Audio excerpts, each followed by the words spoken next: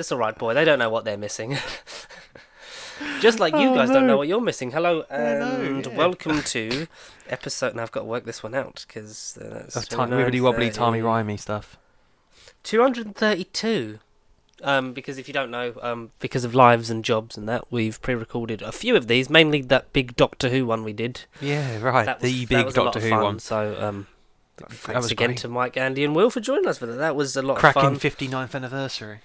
Brilliant, and also it's just fun to talk about. I feel like we got a lot of our chest, and we don't really need to talk about it now for a while. I'm debating whether we maybe do every year or a couple of years we do like a Matt Smith one, a Peter Capaldi one, the Tennant one down the line, or make it its own video thing, because obviously the post I put up ages ago, but we've had I think we've had a nice decent run to like the end of this year, so we're kind of just pre-recording, so it will give us like 4 weeks off.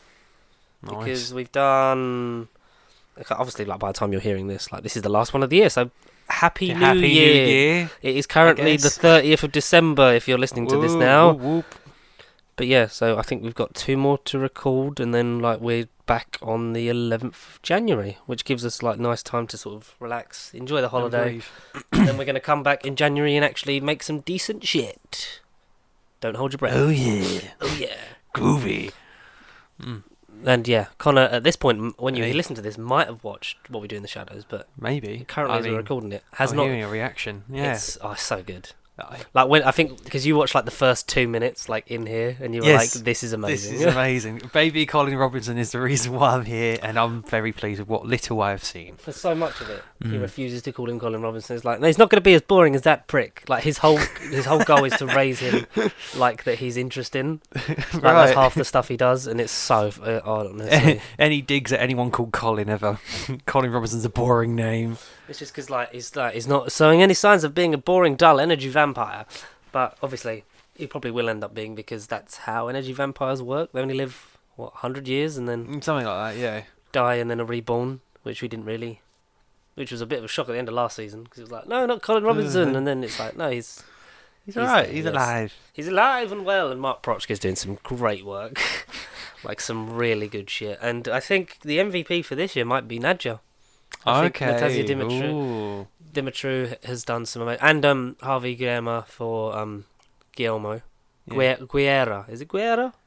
I'm sorry if I'm butchering your name. I thought it was Harvey like Gully and We would Google it, but there's no internet, so it's fine. Piss off. I think they're Nadja and Guillermo are getting more of the stuff to do. Okay. You've had like a mini thing where like, because you thought it was going to be the arc of when they left, that Laszlo was left with baby Colin Robinson, and you kind of touch on that for like the first couple. Okay. But obviously, like they come back in like the first episode anyway, so it's like kind of a thing of like what he's been up to and shit like that. And Nandor's good. Like he's had like a couple of nice bits to do. Like he's been searching through all of his past wives to find the perfect one that he loved. But he's been doing that while using a genie, and apparently you get 52 wishes or something, and he wastes like quite a lot of them, and then like he's already done 49. No, like because he used about 3 different wishes trying to change her hairstyle, like to see. Like brilliant. I think that's the one, but I don't remember if she looks like that. And shit like that. It's so good. But yeah.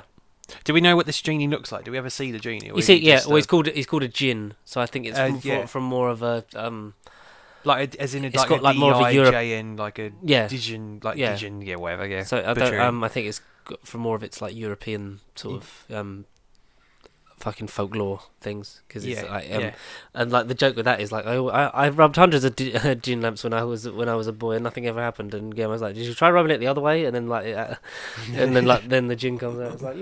It's like you went like 300 years of rubbing it the wrong fucking way. So good. Great. Not as many big guest stars.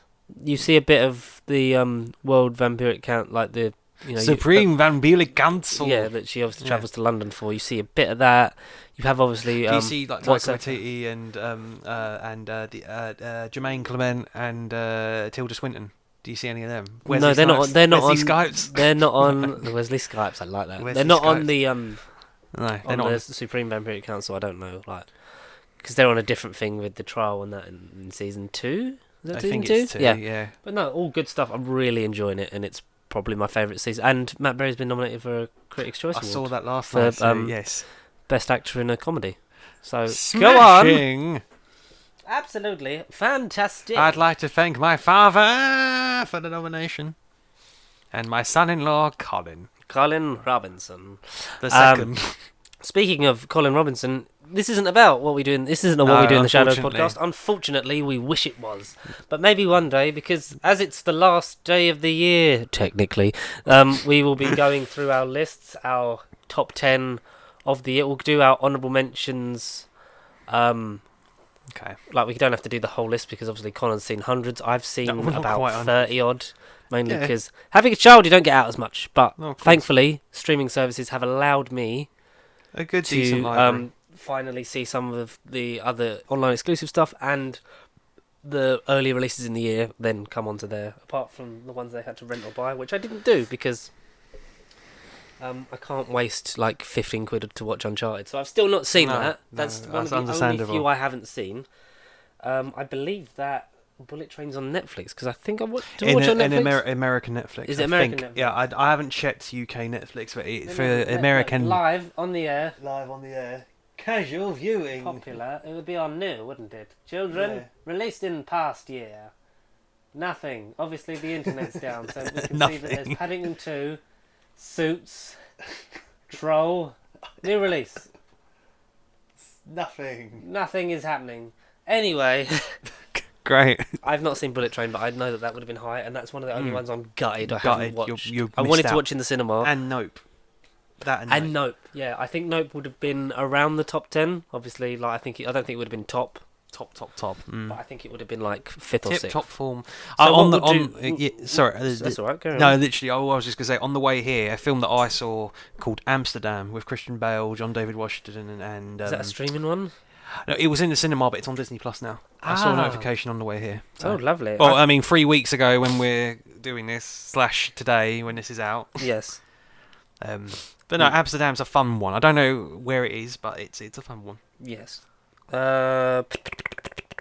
What am I doing? That's a Christmas list. What am I doing? 2022 in film. I have 29 films. 29. 1, 2, 3, 4, 5, 6, 7, 8, 9. So We could be here a while. 2, 3, let's go away. 4, 5, 6, 7, 8. So 10 on a page. 10, 20, 30, 40, 50, 54. 54. Bloody hell. Well, we 54. can't do all of these No. 80 odd films. I know honourable some of them will be the mentions. same. Because, Yes. but, so if we want to do... Should we do our bottom 5? Bottom 5. Okay. And then five. we'll do sort of the more well-known ones and mention them in the middle, and then go from, like we normally do, like we do 10 and then you go, and then we do 9 and you go, and then Yeah, like right. that, yeah? Individually. Yeah, and then Mhm. if say like your number 3 is the same as my number 2, then we talk about that for a bit longer because they're in the same sort of place. Yeah. Okay, so do you want to start with your Fifth fifth worst weakest- film of the year? Fifth weakest movie. I'm just having a quick look over and these I don't think any of these have changed. I would say, scrolling through, one of these weak. I know what my number 1 weak movie is, but I'll get to that. But I'd say number 5 is.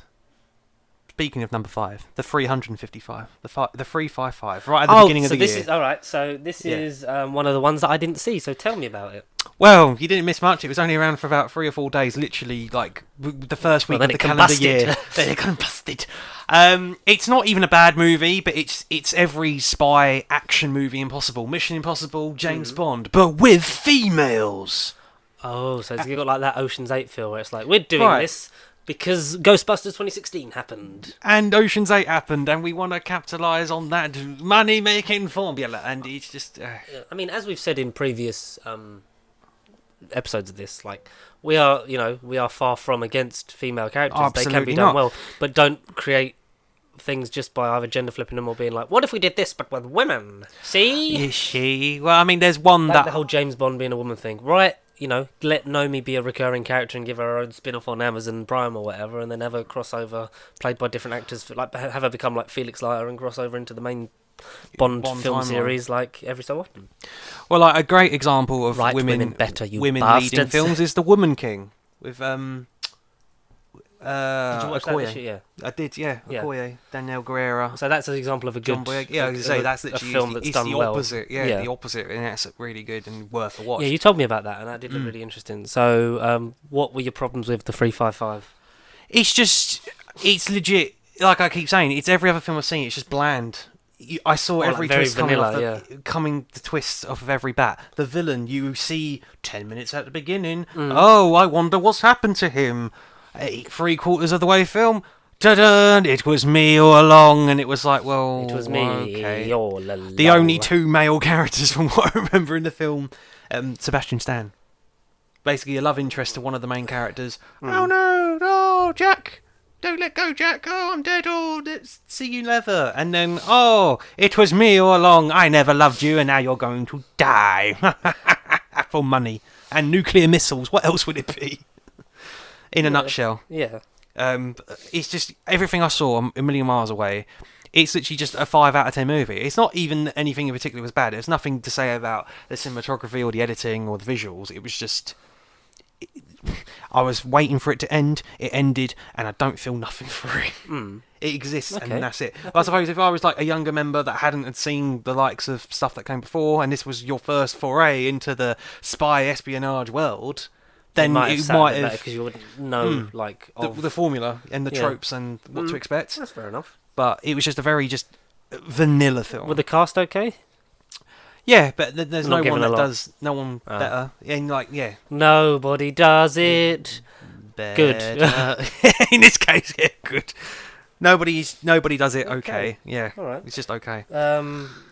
Cool. Anything else? Would you give it a score, or would you just say fuck off and let's move on? I can't be asked. That's how crap it was. Okay. I can't ask.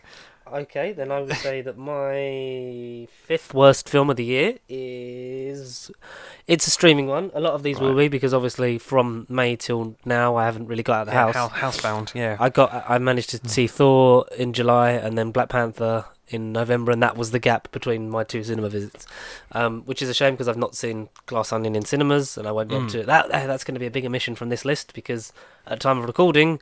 It's not out yet on Netflix. But no. You've managed to But catch it in I've the seen cinema. it, yes. That's awkward, So yeah. we're going to let you talk about that, and, you know... That's... It was rubbish. It won't be mentioned in this video at all.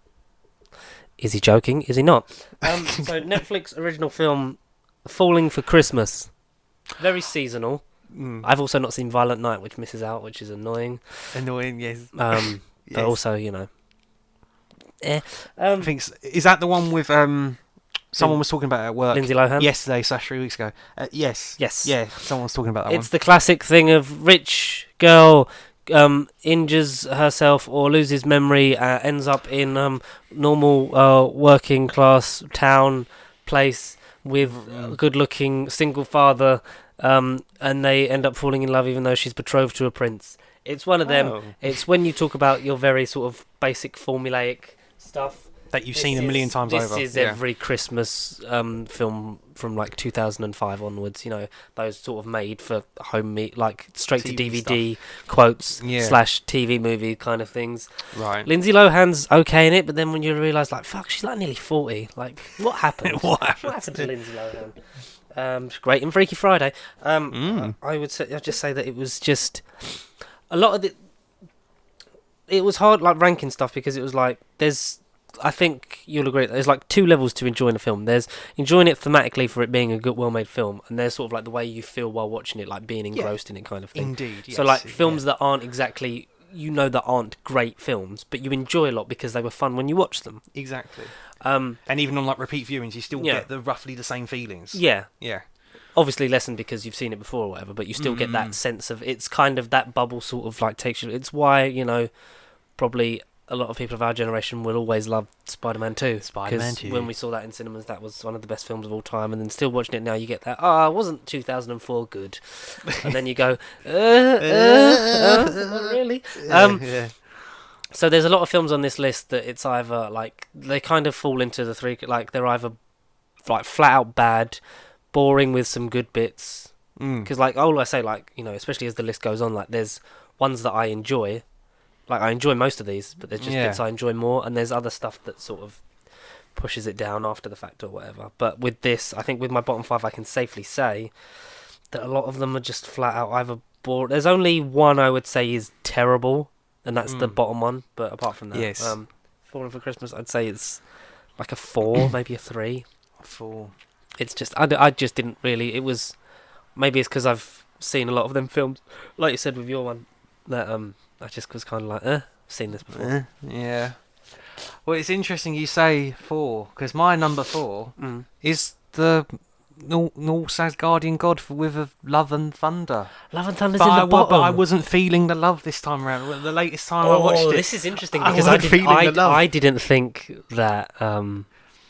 I mean, I didn't think it'd be this low. I thought this would be very middle list for you. I know. Well, no, the only reason it's where it's at. I mean, I could have put it at like number 1 if I felt extremely like, oh, waste of time, worst film, people spent all their money and. But like the reason why it's slightly lower than like a bland 355 is because this is a bigger scale film. This is exposed to everyone. Everyone's going to be checking out Chris Hemsworth and his godlike abs and his fucking Star-Lord Ravager outfit for this one. I mean, hello, he's wearing like jeans and a ripped shirt and a white t-shirt and look at those pecs. But with this, it's humour over substance that made Ragnarok the great goat film that is.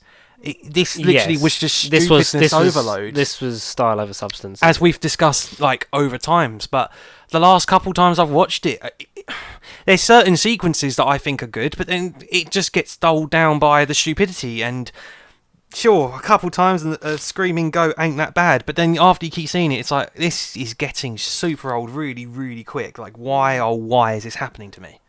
It's just, purely because it's a big blockbuster, big as a blockbuster's type scale of a film, this is why it's lower than like a bland, forgotten 355 on a bigger level for me. Because it's more of a disappointment because you expected so much more going into it. Oh, that's interesting, because I think when we look at the Marvel, agenda entrance this year, I think they are very mixed. Polarizing. Yes, very. I think the most and it's led to in recent weeks. If you're listening, well, by the time you hear this, like not recent, but the fact that with the return of Bob Iger as CEO to Disney, there has been a bit of a rethink and a restructure of Phase 5 and 6. They're looking at more of the quality over quantity, which is what we want. Which is fine, I think, because I think there'll still be like 2-3 films a year. But obviously, like we said before, with COVID, you kind of had a backlog, so you kind of had to get them out. And there's a lot of things that a lot was happening at the same time, kind of thing. So it was kind of like the train was all backed up into the tunnel, kind of thing. But I agree with a lot of your points on it. I think I just found it a lot more middling because I think once I'd seen it once, you kind of got over it. Not that I think I kind of had braced myself mentally for it. And there's not. I don't flat out hate it. I think it is very. Someone made a good point when it came out that it's the Batman and Robin of this era. Like it's the fourth movie. Like the first two were very serious, and then the third one went campy, and then the fourth one went ultra campy. Yeah, it's a classic trope. Yeah, that's right. It's the Marvel. We were a set of nipples away from it being spot on, kind of thing. But that's interesting. I thought that would be. I didn't think it would be in your top 10. I thought it would be like 20s for you. Only because I just think as the list has grown, I've seen more and more. Obviously, things have been reshuffled, and I'm just it's ones that even like the middle films, which if I had seen the amount of your films, it probably would have stayed where you would have said. But because I've seen double, I've watched shitter films than you. Hooray! No, absolutely. But I've seen some that I've gone, that was better than that. That was better than 4. That was better than 4. So it has to go down, and it's just it happened. It's the weakest Marvel entry, and that's it. I'm rejigging my list a little bit because as you've been saying stuff, I've been sort of I don't know what else to say. reminded of certain feelings towards films. Yeah, I've literally just seen one which I'm tempted to put I might say it as my number 3 or number 2. I know what my number 1 is because that film is your number 1 definite. I think our number 1s might be the same. I hope to God they are. My fourth worst film of the year. I spoke to you about it. I think a lot of people sort of guess what my least favourite is because that's not changed. I've not seen anything that bad. Cheaper by the Dozen is my fourth in my bottom 5. Okay, fair enough. I was born in 1996. I am a 90s, early 2000s baby. I know it's hard to believe, but Cheaper by the Dozen was weird for me because it was at that time where it was my first exposure to Steve Martin as a creative. Yeah. I know a lot of his comedy stuff, was a lot of people liked in the 80s, 90s kind of thing, but obviously, that's my first exposure to him was that, and then the Pink Panther. Right. Yep. Absolutely. And 2003's original version of Cheaper by the Dozen was a fun adaptation of a true story about the Baker family having 12 kids, and that was done really well, and I really enjoyed that, and I think it didn't need a sequel, but I think the sequel was just as fun, and there was maybe room for... I'm surprised in this age of what should we call it? Like Disney Renaissance nostalgia. Sure. Cool. Yeah. Where not just Disney, but obviously like sort of they're the main things because they do their remakes and things like that. But you know, in terms of films themselves, bringing back characters and actors that haven't done it in years, I'm surprised we didn't get a either follow-on Disney Plus series of that version of it or a third film to kind of wrap everything together. Because this is a reboot that ignores everything, does it? Completely different, same family. Yeah. I think some of the names are changed around and stuff, and some of the origins of like their marriage and things like that. But the Baker family have they have the weird bit of exposition at the beginning where it's like, and these are where our kids came from, which they do in the first one, but it's because it works because the narrative device is that Kate, played by Bonnie Hunt, the mum, is a writer. So this is it's like you're hearing the speech of the book being read aloud because it was originally a book about a family in like the early like 1900s, and they'd written about it, and then years later it became a thing of like, we can make a fun family romp out of this. See? Yeah. Okay. But like as she's saying that, it's like it's like she's talking to the reader kind of thing of like, this is how I met Tom, blah blah blah. Ended up having a vasectomy, and then but we didn't become effective, so then we had like number 11 and 12 and whatever like that. You have all of that, and it goes through their life, and it bookends it with that, like it ends with the same kind of narration, right? Because that's when she's written her book and it becomes a bestseller and published, things like that. Yeah, because her whole thing is the story's kicked on by her being an author and doing that. I found the 2022 version. It stars Zach Braff, who is fabulous. I forget the one who plays the mum because a lot of these I haven't rewatched. Right.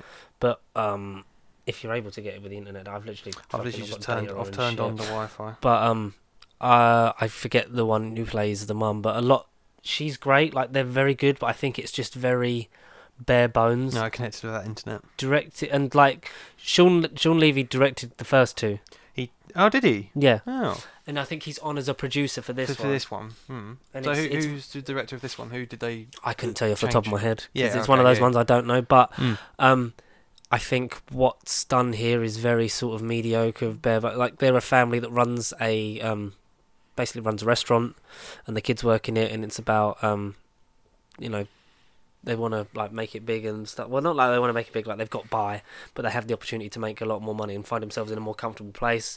They're a blended family as opposed to all the kids are theirs. So the mum has, I think, 2 or 3 from a previous marriage. The same for the dad. They have like a couple together, and then they have like godchildren or whatever, like whose parents. But like in their weird narration bit, then it gets like really bleak of like, and then like our godson's parents died, so we took him in, and it's like. Okay. Sure. I mean, I get, like, I love the representation of all these kinds of families, but it's like that kind of feels like, and we're doing this one as well. But all the kids are great, but I just think it's very Disney Plus movie. Right, it screams it. Yeah. Yeah. There was absolutely no chance of that being in theatre or being anything bigger than it was, and hence why it's just there. And obviously, because it's a reboot of a franchise that you've had personal nostalgic connection to, obviously you watched it and you thought, this is channeling none of my feelings that I've had. Yes, and a part of it was like, I didn't really want to watch it when it came out anyway, because I know it had some not very good reviews. So right, yeah, it put off, yeah. I'd say it's at most a 3 out of 10. I think it's it's one of those ones that it's very forgettable, and I think it's okay, like in terms of what it's trying to do and its message, but I think it's very flimsy. They're all on Disney Plus, aren't they? All of them, or is it just the reboot? Original 2 and the new one, yeah. Yeah, so because it's one of those that I will check out, whether in time for this video by the time it comes out, and maybe in the new year I'll give you a quick recap retrospective of them all. But it's one of those ones that I keep hearing about, and I'm like, it's one of the very early DVDs I owned. It's definitely a DVD I've seen many years, and I think I did have at one point. The thing is, the first one's very fun. The second one tries to do a lot of what the first one did, but it's in a different location, like the standard, because it was a Fox movie, like it was of the early 2000s. Because you get a big thing of like, two of the kids go to the cinema to watch Ice Age as a day. It's like, well, that's clearly paid the big Fox money for that.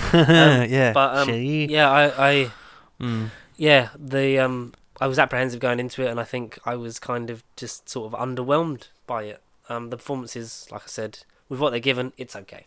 But it's passable. 3 out of 10 at the very most. Okay. Your third worst. literally, I got reminded of it as I was scrolling. A film that, like 355, maybe retrospectively I'll put 4 as my 5th worst, then 355 at 4th. But this next one, number 3. You're one of them ones that's like you don't really know the list until I'm doing it now. Like Fuck it, we're doing it live. Yeah. No, but I know I don't know exactly what number 2 is, but I know number 1. Yeah, you know. I think I've just found number 2, but anyway, number 3 is basically 355. Except I couldn't really tell you what the plot was. There wasn't anything to enjoy. Oh dear. It's a British film, which I feel insulted to say. It's based on a true World War II operation, strategy that happened. But unfortunately, because I can't even Google it, I couldn't even tell you for the life of me what exactly it was about. But it was named after Operation Mincemeat. Oh, I wanted to see that. Thank fuck you. It was just the most boring, chatty, in a boardroom film. I don't know how else to say it. It was so dull. Stuff like that, like The Imitation Game, like I love The Imitation Game. I still need to see those two. Yeah, like they're very for the subject matter. They're still very interesting in how they convey. And like not everything film like that is pure non-stop action or set pieces. Yeah, of course. No, and I totally understand that. Yeah. But I enjoy those type of films, so I'm very surprised. This was not that just movie. I was like, I need to see it, and then kind of missed it, but didn't really follow up on it, kind of thing. Oh yeah, no, well, be glad you didn't. I mean, if you want to check it out, I mean, Colin Firth. I was like, sure, I couldn't remember who was it, but Colin Firth's on the poster. I think Toby Jones is in it. I think Toby Jones or Noby Jones. Noby Jones, yes, the Dream Lord Toby Jones. I couldn't even think for the life of me who else is in it because again, I can't Google this crap. But it is literally just them talking and decoding not postcodes, freaking coded messages, like Morse code messages, and a lot of transcripting and archiving and stuff. But it's just not told in an engaging, flat out way. It's just Colin Firth has a bit of a romantic subplot with one of the female leads in it. And that kind of ends up nowhere in the third act of the movie. So you are just watching it for nearly 2 hours worth of just nothing. And again, you've seen this movie time and time over on a more interesting level, whereas this is just flat out like 355. I can remember instances and numerous bits, whereas honestly this movie was just conversation after conversation after conversation after conversation. There was no excitement, no vehicle chase, no nothing, no action pieces. It was just low-key but boring. It was just 100% conversation, and none of it was really clicking with me. So just a huge... I like mince pies. I love mince meat, but this definitely weren't the operation for food. It was just a boring, talking, conversational film about nothing, but based on historical facts, which pisses me off more. Could have been more interesting had it been presented differently. Absolutely could have been. Yeah, absolutely could have been. I couldn't tell you the director, but I'd say stay away from his filmography or hers. I couldn't tell you. I don't remember nothing about this film in a good way. Yeah, just boring, more than anything. That's fair enough. Yeah, I don't know what else to say. Just boring. I will lead then into my third worst. I will say it's Me Time. Oh, okay. It's out of the Kevin Hart and Rock series of films, partnerships, collaborations. That's Wahlberg, isn't it? Oh shit! Yeah. Oh fuck! I thought. Yeah, not The Rock.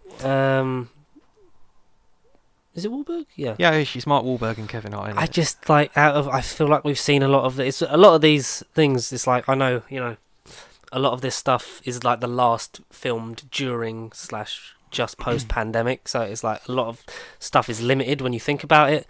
But we've seen these kind of films 100 times, especially like you say, Kevin Hart with The Rock normally does this kind of film. Yeah, all the time. It feels I think it's one of the worst performances I've seen from Kevin Hart. Not to say he's not like what he's given. I just think his character, he's better than this. Especially when you watch. Have you seen True Story? Which one was that? Who's True Story? It's it's a Netflix series from this. Oh, hang on, series. Yeah. Was this year or it was? I think it was early this year where he plays almost like an exaggerated version of himself. He's a comedian. And there's a murder that happens within his team, and he has to kind of cover it up and sort of cover his own back. It was very good. Was it? There was another murder one that seemed like a comedy. Was it called Murderville or something that I was going to watch? Maybe. But I can't remember who the hell was in it. It weren't Kevin Hart. But no, I've not seen True Story then. No, but he's got it's a really fucking strong performance in that. But yeah, like it's just I really just didn't click with Me Time at all. It was it was hard to sort of keep my attention and things like that, and I just think we've seen this film done better. So that's kind of all I really have to say on it. So third worst at number out of 29. So okay, 2, I think. So yeah, your second worst. I mean, again, this hit the disappointment button. This was disappointment overload. I was so looking forward to this. Just from a animation / Pixar point of view, a certain Captain America voiced this incarnation of the character, and he was meant to go to infinity and beyond, but it was just infinity and not even above average. To me, I'm talking about Lightyear. Oh, I just did not. I don't know. This film just did absolutely nothing for me. There were some bits that I liked more than like 355 Mincemeat Love and Thunder, but Chris Evans is not Tim Allen. The whole Zurg twist halfway, 3/4 of the way through the film, spoilers alert if none of you kids have seen it, of him being an evil Buzz from an alternative timeline in the future. I've seen this crap before. Like, again, it's all this. I feel like we're just saying the same thing with all these worst films. I feel like this is just stuff that we've seen before.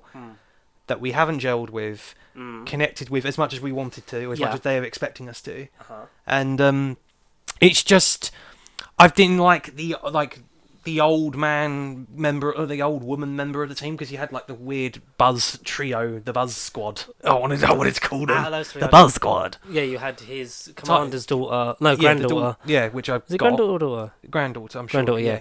And then you had the Taika Waititi as the clumsy himself, goof.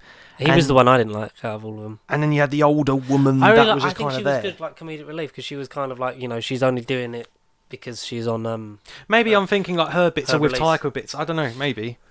The thing is, I will say it's one that I haven't watched. I enjoyed Lightyear a bit, but it's very much in the middle of my list.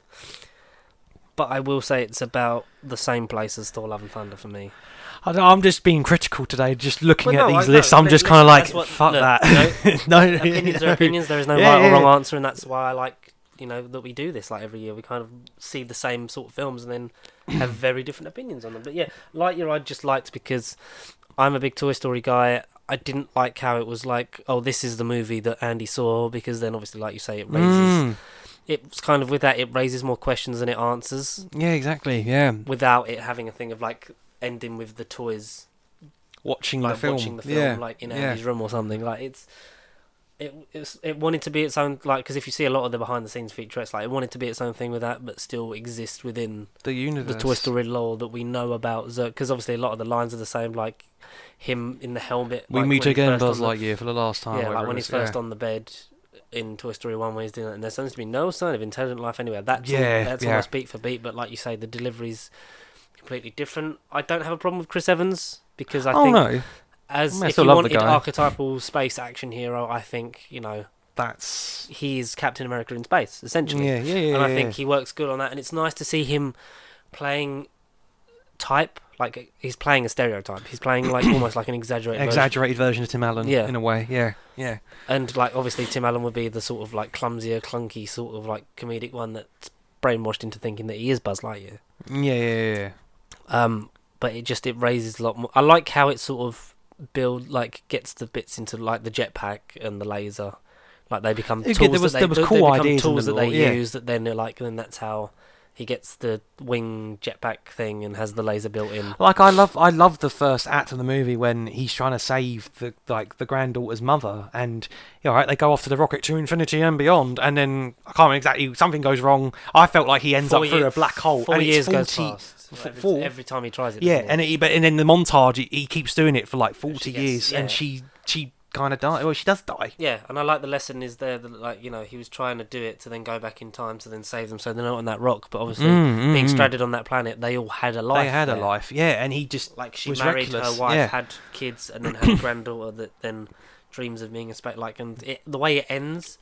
It's very like I'm against working as a team and working with new recruits and autopilots and stuff. But where he sort of ends Buzz up, Lightyear, damn it. Then I would watch a Disney Plus series with that in continuation. Yeah, sure. And maybe a sequel, because it leaves it in a place where it can be franchisable. I wouldn't be surprised if it did.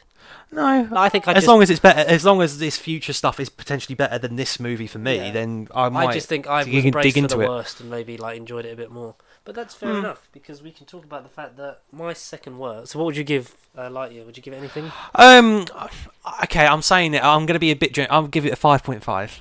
I think it's literally average is average, but it does have a few merits. Yeah, it's its own. Good ideas, poorly executed. I wouldn't say very good even. It's just above fine. Yes, for me. But yeah, I don't know. I would say my second worst film is The Bubble. Oh, I even forgot about that film. Yeah, exactly. I think I've forgotten it since I've watched it a lot. The thing is with that, I clicked with the first half, and then I don't know whether I got distracted and turned off. Great, and then But then I forgot the film, and it just carried on and on and on and on, and then by the time it ended, I literally forgot what they were even doing. Things happened. It was like, let's make a film about making a film in the pandemic, and it's like, do we really want to see that when we're in lockdown? No, not really. Not in lockdown, no. After the couple of years we've had, it was kind of like a.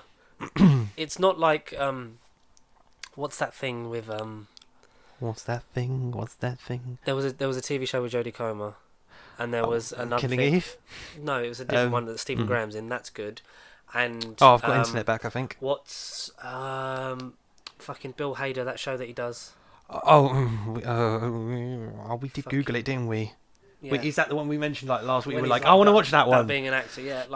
It's not got that thing of this is painfully real, and that's what kind of I'm on Jodie Comer. Is it? Which one of Jodie Comer is it? Help, is that it? Oh, it's a TV movie. So she's a nurse. Yeah, she's like a fucking care home assistant in the pandemic and stuff. Oh yeah, about the pandemic.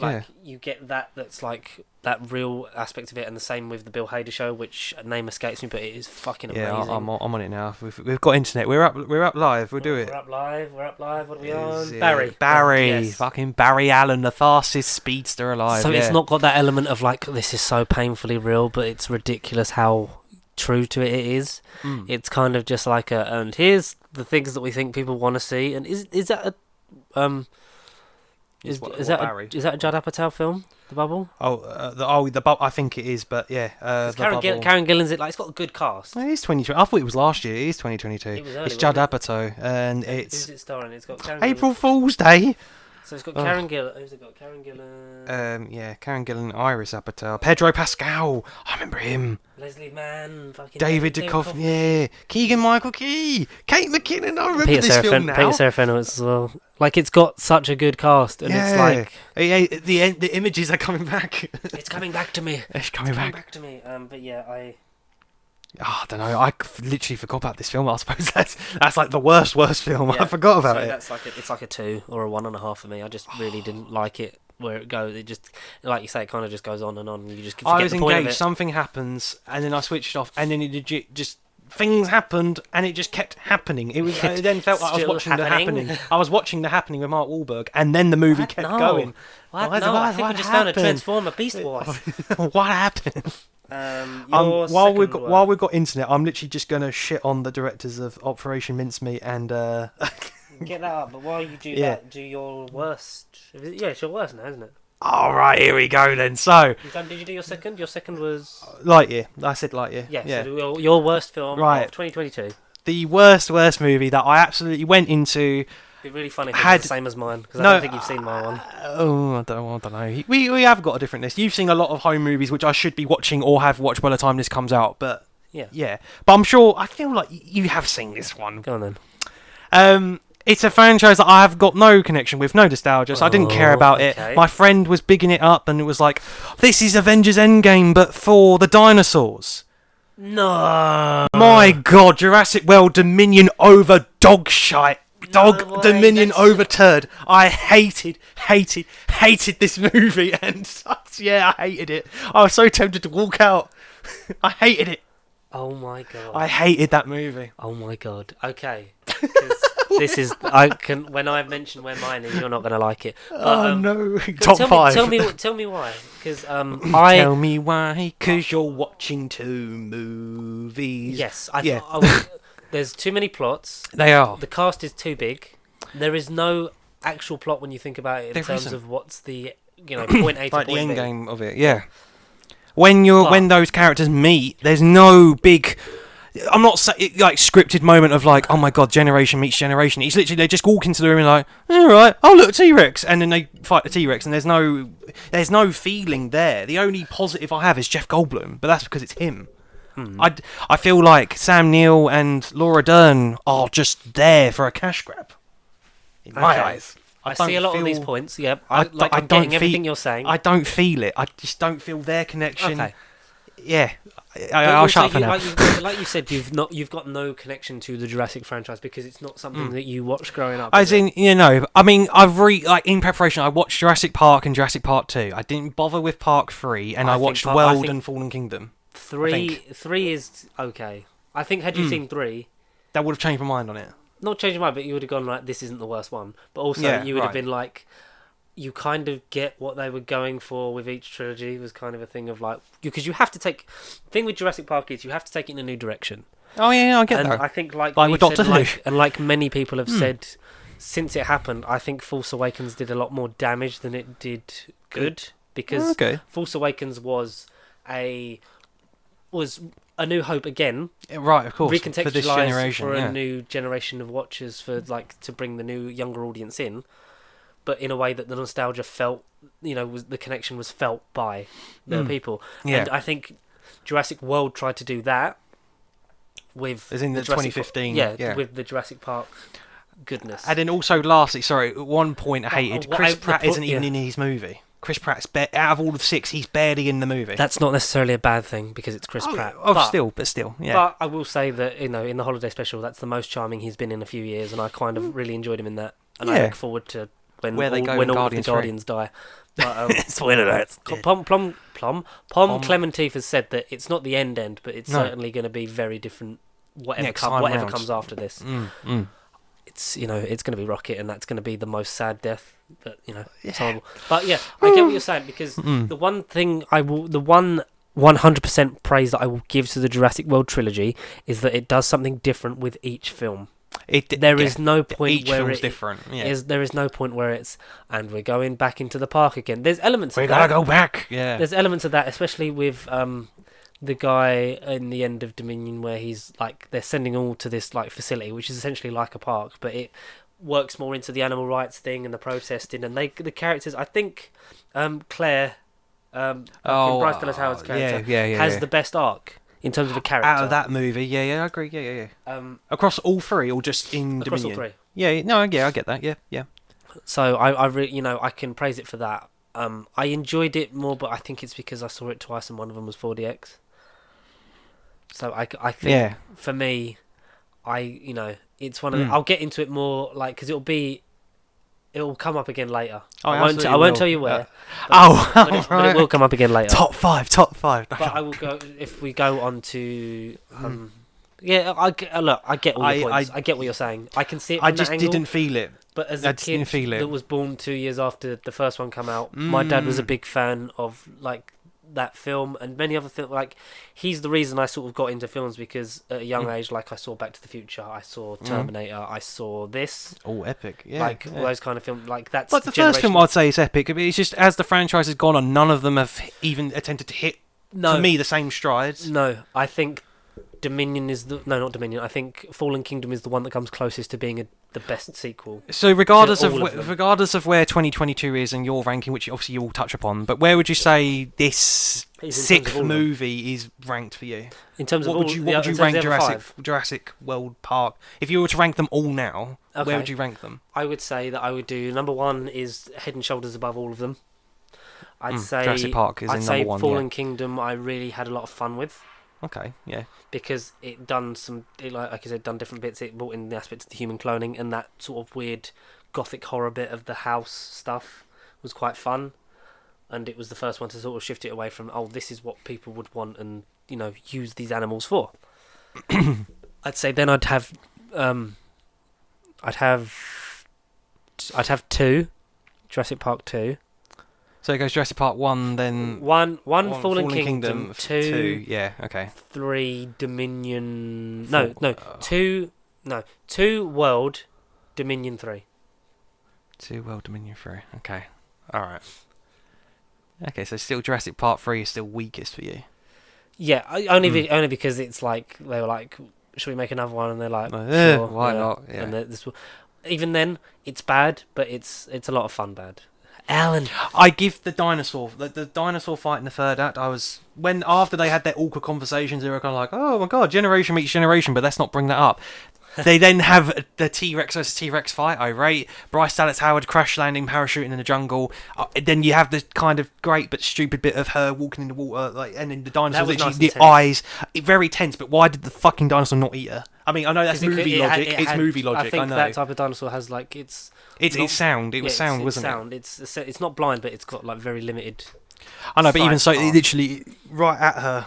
I mean, it was great. I get it. It's not like it was a T-Rex saw her and then just ignored her. Like I get. Right. Yeah. I think in terms of that, and because the whole thing is meant to be like it's coming as she's there, so like she's trying not to make a sound. And it obviously knows that there's something there because it growls like above the thing, and that's a great shot. Yeah, but, yeah. I like that jungle sequence. And I like the attempts to tie everything together. I think, especially like maybe they should have just focused on tying up the World trilogy and had the boys from the first one in it as well. And also the other thing, you're watching a dinosaur movie, yet the majority, from what I remember, the majority first half, second half, whatever, is about these fucking killer wasps in the desert. Like because it's like it's a chemical experiment. That bit's a very sort of weird bit of the plot that then only comes back into it later when you know that the company's evil, and it's like, we kind of saw that coming. Yeah. I don't know. Yeah, but I just So, what would you give it out of 10? Because we've done a bit of a Jurassic World Dominion one there. Well, maybe I'd give it a 2.5. That's fine. A 2.5. Look, I'm going to like ones that you don't like. You're going to like absolutely. ones that I might rewatch it and say everyone this that's is better than, screaming, saying this is the best movie of all time or the worst movie of all time. Every opinion is correct. And look, this is only 2022. We're not talking about everything ever in existence. I'm the only person that has seen definitively the worst film of the year. And that was The Ice Age Adventures of Buck Wild. Oh, yes, you have, yeah. Thank Christ, okay. Are you familiar with the Ice Age franchise? It's kind of I haven't seen anything past Ice Age 3, personally. I forgot about the fourth one. I was in school then and teenager. 4 is okay. Yeah, I've not seen 5 5 and 6 and whatever. 4 Continental Drift, 5 Collision Course. No. They get it very much like TV Jurassic movie. World. They get worse as they go on. I still think number 1 is great. I really do enjoy number 2 because I had number 2 on UMD for PSP, so that was one of the sort of ones that I would rewatch. So I've got more of a love for that. I did enjoy. I've seen all of them at the cinema, bar the 5th one. Okay. I've enjoyed. It's one of them animated franchises that I think has done really well. Consistent. Being acquired by Disney has done this no favors. No. Because they shut down Blue Sky Studio that made made robots and everything. And Rio? They did Rio as well, didn't they? I think they did do Rio, yes. But the fact that it's not done by that animation team, because obviously the acquirer of Disney is the merging of departments, and meaning that some departments are either taken over by the people at Disney being buying the company and bringing it in, or they've merged the 2 departments and got rid of some of them of both sides, or they've just cut out a department completely. And in terms of their animation, they don't need another animation department, even though they could use it for the Fox movies, Fox, quote unquote, Fox Studios, Searchlight Studios, whatever it's called. Yeah, but the animation style is piss poor. The only returning cast member is Simon Pegg, who was in the 3rd one, and then was in the 5th one. Okay. Which I didn't realise until I'd rewatched the 5th one later on streaming. Later. And then even then I'd forgotten about it before I'd seen some of the promo stuff for this one. It was like, oh yeah, because Simon Pegg. Because when you see where the money's gone, it's gone on getting Simon Pegg. Because none of the others, you got no Ray Romano, no John Leguizamo, no Dennis Leary, no Josh Peck or Sean William Scott, no Queen Latifah, not the one that plays the daughter. I can't remember none of the cast off the top of my head. But John, brief detract, but John Leguizamo, who I knew as the voice of his Ice Age character, he's going to come up maybe more than once in this video. Oh, good. Because now that I know, I've seen his likeness before, but he's been very recently POW on screen, and I'm like, who's that guy? And in both movies I've seen him in, interesting. Show stealer. I think that guy, he's on my radar. Can't wait for that. When I jump into it, But this 0 out of 10. The story is barely cohesive. The animation is janky as shit. Okay. Like, Simon Pegg is the only one that gives anything, but even then, he's not 100% in it. And right. Like, it's proper. It feels like a proper dumbed down movie for kids, and kids don't need to be spoken down to. You speak to them as like a general and as an equal, and they get what you're saying. If you make the right content, I think children can pick up on the plot. But that was terrible. Okay. Like I watched it one morning and I was like, because like our niece was here, like she like was watching it, but even then she was in and out of it, and I was like, what is going on? Yeah. What was that hour and a half of my life? That was what terrible. Happened? 0 out of 10. You lost an hour and a half and you can't get it back. So should we give? Shall we give? So we'll do some honourable mentions before we do top 10s. What's the limit on honourable mentions? Because I have a rough number, but then one of them I want to give like an honourable list mentions. So we'll say 3. 3, and then for me, can I do like this honourable list mention of all time? Because it's. Yeah. I will say a lot of. I've probably not got like 3 that I can do like loads on, but I would say I'll talk about maybe some of the ones that you said, but I'll do. I'll just straight out say that a lot of the streaming ones kind of fell in the same place, like in the mid to early 20s, in terms of Samaritan, Memory, and The Grey Man, were all kind of the same film to me. As well as the Adam Project was kind of in and around that.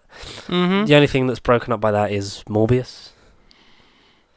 At 23, that's that was bad, and I really hated it in terms of what this is doing to the spum.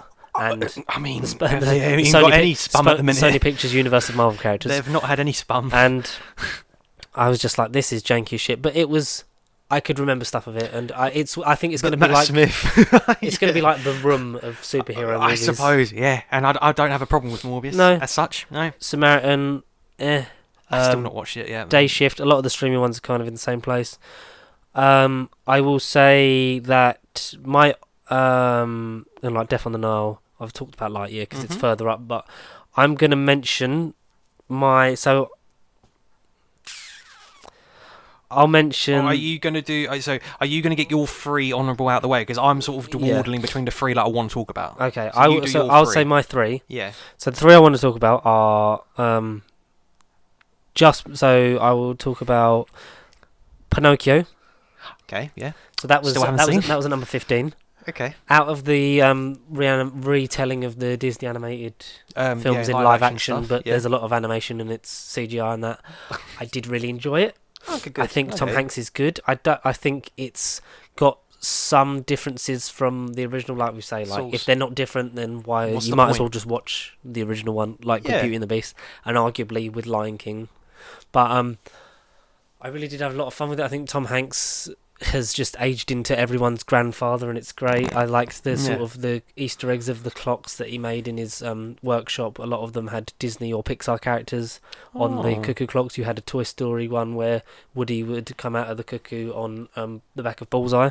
Oh, nice. And like there's loads of different ones. Like there's probably like 20 to 30 like in the background or close up. So if take your time to sort of look through them. Examine them, yeah. But I did enjoy it a lot more than I thought I would, and considering it was a Disney Plus one, which has not boded well for other projects, other Disney ones, and arguably I think it's affected the performance of some of the Pixar ones, because I really love Soul, but I think that should have got cinema more. And I really love Luca, like last year, and that should have been cinema. But have you seen Turning Red or Strange World, which has been out for a month, but I think came out literally weekend just gone for us at time of recording? I think it's in cinemas at the minute. I've not seen it. I've heard it's done badly, because that was one of the ones that Bob Chapek was like, why are we doing animation films and adult channel. Turning Red, it will be one of my honourable mentions. I need to watch Turning Red. So but considering Lady and the Tramp, terrible, but that was another Disney Plus one. So I was thinking... from this year to Lady and the Tramp? No, that was previous. That's when it came out. Yeah. So it was kind of like, is that the benchmark? But I think it's done well. The cast are okay. Keegan-Michael Key is the eccentric fox man that kidnaps Pinocchio to put him in the circus. Okay. You've got Luke Evans in it. You've obviously got Tom Hanks. Like, there's more effort in this than I think in the likes of some of the other live action ones. Yeah, I think it's not top of my animated... like my reimagined, it's kind of like maybe top 4, top 5. at a push, but I had a lot more fun with it than I thought, and it is above for me Thor: Love and Thunder and Lightyear, which are just below it because they're very much in the middle of the list. Yeah.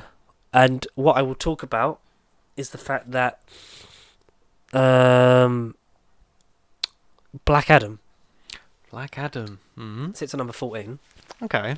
So just above Pinocchio. I'll talk about it just because, like, you've mentioned those ones, so I kind of like they're all the same kind of film. Yeah. Thor, I agree with you, but I had a lot more fun with it because, you know, I just kind of turned it off the second time round and just sort of switched off. Yeah. And it's very middle. It's not. I still think there's a base level of quality in the MCU films. There's not Absolutely. a terrible It's outlier. It's not Jurassic World. It's not none of the other movies. I literally put it where I put it because in terms of scale and blockbuster and the impact and the continuity and everything else, it's very lackluster and vanilla. Yeah, and I think Black Adam had all the talk and none of the walk. It was, you know, it had stolen some of the iconic imagery from stuff like, you know, Iron Man and things like that. Yeah. And for us, it was bigged up of like, this is going to change like the whole face of the DCU. It's not, because it turns out that hiring James Gunn and the other man whose name I need to remember. I know the other one. Yeah, I know. Like that's going to be the impact of it, and I found this to be very sort of vanilla. Like it was just kind of like it's kind of going to be a trend. Like we've seen this before. Like it was, I was not set on fire by this film. Like. But some of the performances were questionable. I think Pierce Brosnan for me was the standout, absolute highlight. Yeah, but even the end of it, but in terms of the end of his character, I was kind of like, oh, that's a shame, a great waste. Although he said this won't be the last of his character. Interesting, but also weird. Like it's one of the films that I wanted to have. Like I was interested just because I love Shazam is one of my favourites of the DCU. Yeah, and I look forward to the eventual Shazam versus Black Adam fight. And this hasn't done anything to propel that or increase your excitement. No, I think it's kind of done the thing of like, if he was in the post-credit of Shazam Fury of the Gods, I wouldn't be surprised. Yeah, at this point, but at the time that it was coming out, we were going to have, Black Adam and then Shazam 2, so it was kind of going to be like, we sort of on a collision course. Get into this, we're going to get to it. But that's going to be on the list for next year, definitely. But I was very disappointed in terms of what it could have been, what it promised. Superhero films in general didn't do as well as I thought they would. No, not this year. No, I mean, when you get to my top 10 list, you might think that I'm contradicting myself, but in terms of I think quality compared to the last couple, well, not the last couple of years, like 2021 and 2019 and so and so. But yeah, and I will say my last honourable mention is Black Adam. Sounded like a more dishonourable, but no, it's fine. You still just like I will say like Moonfall. Yeah, it came behind Moonfall. Jurassic World Dominion, which came 12th for me, just because I'm joking. The franchise itself means more to me than it has to you. Yeah, it would do. The couple of viewings I had, I sort of had a lot more fun with it, because if I see a film a little bit after the reviews, then I kind of gather sort of an opinion, gather the lower consensus, exceed it, and then yeah. But I'd enjoy that. But just missing out on the top 10 for me this year is Turning Red. And I struggled with the top. I think the top 10. Well, I certainly think number 1 to 3 are probably, I think, are sort of locked in. But there's an argument that between 4 and 12, they could have all made interchangeable. Their way, Interchangeable. I think that maybe to 13, because 13 was Moonfall and I did have a lot of fun with that, but that would have been very sort of just miss out on it. I've literally just seen one that I could have put in the worst 5. Yeah, I mean you can mention that in your honourable mentions if you want quickly, but I'll just say that Turning Red was dishonourable. Turning Red was a lot of fun in terms of Pixar films we got this year. It was certainly the better one. Yeah, okay. I really enjoyed, like, it's set in the late 90s, early 2000s. It's about, Chinese culture like Chinese, like Asian culture, of a young family living in Canada. Like it's an allegory for going through puberty for young girls, like in terms of like the red panda and things like that, and this mystical thing, and coming to terms with sort of you're changing as a person, but you fundamentally who you are and stuff. And I think the voice cast do a great job. Like I have a lot of fun with it. And I think it's a good message for kids. And it was, for a while, it kind of floated between 13 to 7. Like it was like up and down for that before it kind of just missed out on number 10, but it could have easily been in there for me. And is, my third favourite animated film of the year. Nice one. So, Turning Red before we get into the top 10. So your honourable / maybe one dishonourable mention. What's your dishonourable one? So dishonourable / I should have put in the worst 5, which I've only just been reminded of, was the this year's Texas Chainsaw Massacre on Netflix. My God, it sucked. Oh, I've not seen it. Oh, no, well, no. Someone who's seen a lot of the streaming movies, I've not seen it. Yeah, but this was... watched it with my mates, popcorn movie night. We got to make a big deal out of this horror movie, scary movie. We all just literally had a bowl of popcorn. We just made such a big thing of it, and we all literally looked at each other and were bored in the first half hour. That we then went out. Yeah, boo. We went out, had a bit of a day out, came back, put on the rest of the movie, and then we were just like, that was a load of shit. You go down, I'll go up. Texas Chainsaw Massacre. Let me try again. Oh, okay. Sorry, doing the thumbnail. No. It's literally, I've just been scrolling through it and I've just reminded how much of a nothing movie Texas Chainsaw Massacre was. Even as not as an enthusiast, but as someone that's seen most of the franchise that I've gelled with, this one just absolutely shat on its legacy and it was just a pointless one. But anyway, should have been in the top 5. Maybe if I was to push one out of the top 5 I mentioned, maybe for argument's sake, it would be Love and Thunder, but it would be like the 6th worst film this year. Yeah, so it was kind of on the same kind of level. Yeah. But right, so honourable mentions, what films that I have just missed my list and really should get a shout out of its own kind. What I'm going to say, a recent watch, one that I wasn't expecting to really sort of remotely like or click with because I'm not personally part of this community as such, but I just think it's a really clever comedy. I'm talking about Bros, the first Hollywood comedy led by 2 gay men, and the cast are predominantly gay or part of the LGBT community. Made and directed by it weren't Judd Apatow, Nicholas Stoller, who did Forgetting Sarah Marshall, Get Him to the Greek. And there's one other one which I haven't seen but I really want to, but he's only done like 4 or 5 movies and all of them so far have clicked. Neighbours, he did the Neighbours movies.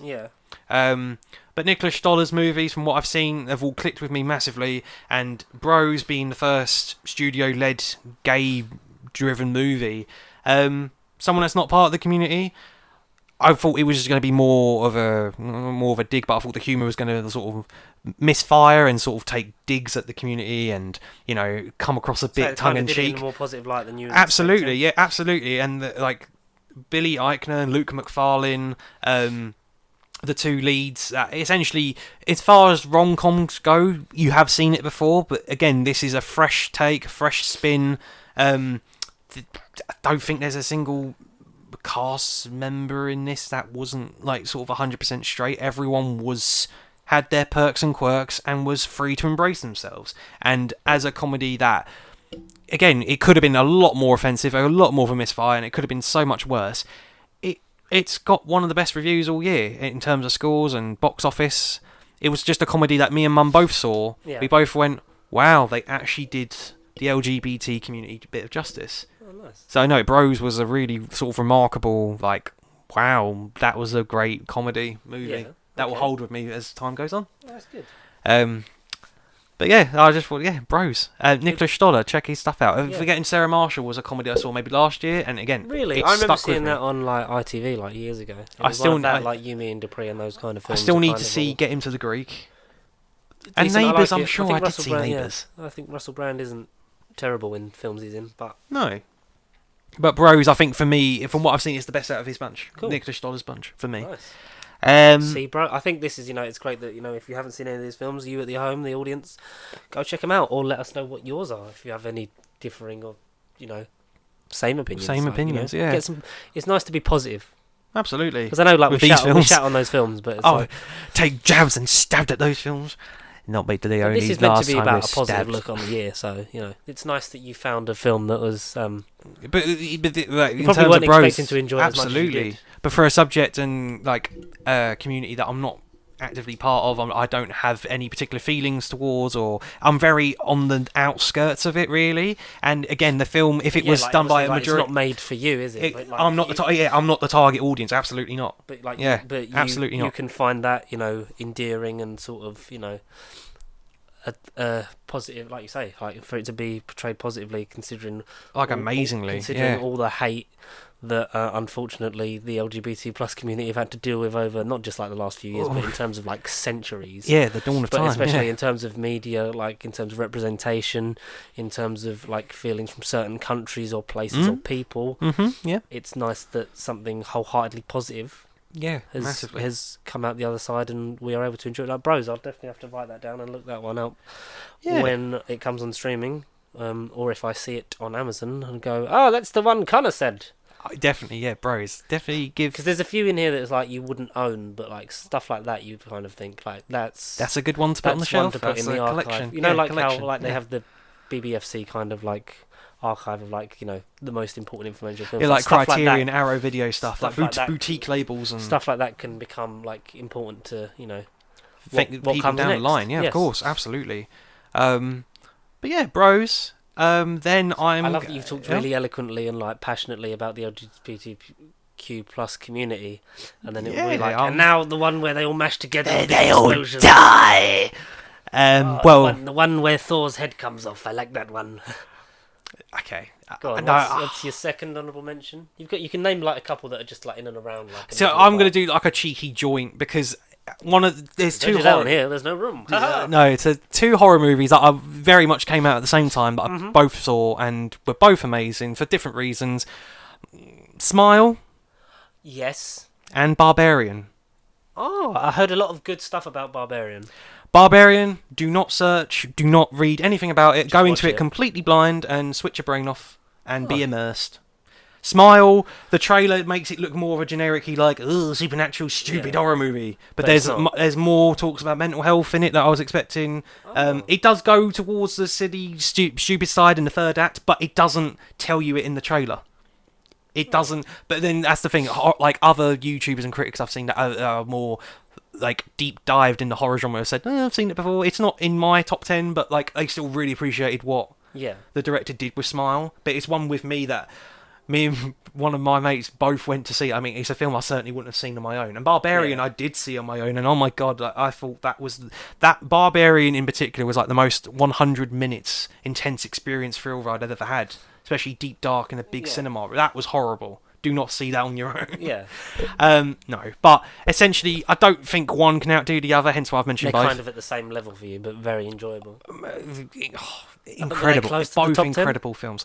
I mean, this is like joint 11, 12, but then that's the thing. I want to do one more normal honourable mention, and then I want to do like the most honourable of honourablest mentions because this film came out of nowhere. Yeah. This is the most recent watch for me at time of recording. Okay, so your third. So I've technically done 4. So yeah, my third honourable mention. It's going to be. Do I do... Not that one. Bear with. You know, Connor.exe is slowly working a connection, but connected with no internet in a minute. I am going to say, for my third honourable mention, I am going to say... the name's gone. Where is it? It's gone. Come on, can you find it in that long list? Okay, you know what? This is another one that sort of came out of nowhere. I don't have any sort of implication in its community. I mean, it's not another thing about the gay community, but in terms of the anime culture, it's an experience I had in 4DX. I'm switched on to anime now a bit more. I mean, I kind of was dipping in and out anyway, but I'm talking about the latest installment in the never fucking ending Dragon Ball franchise.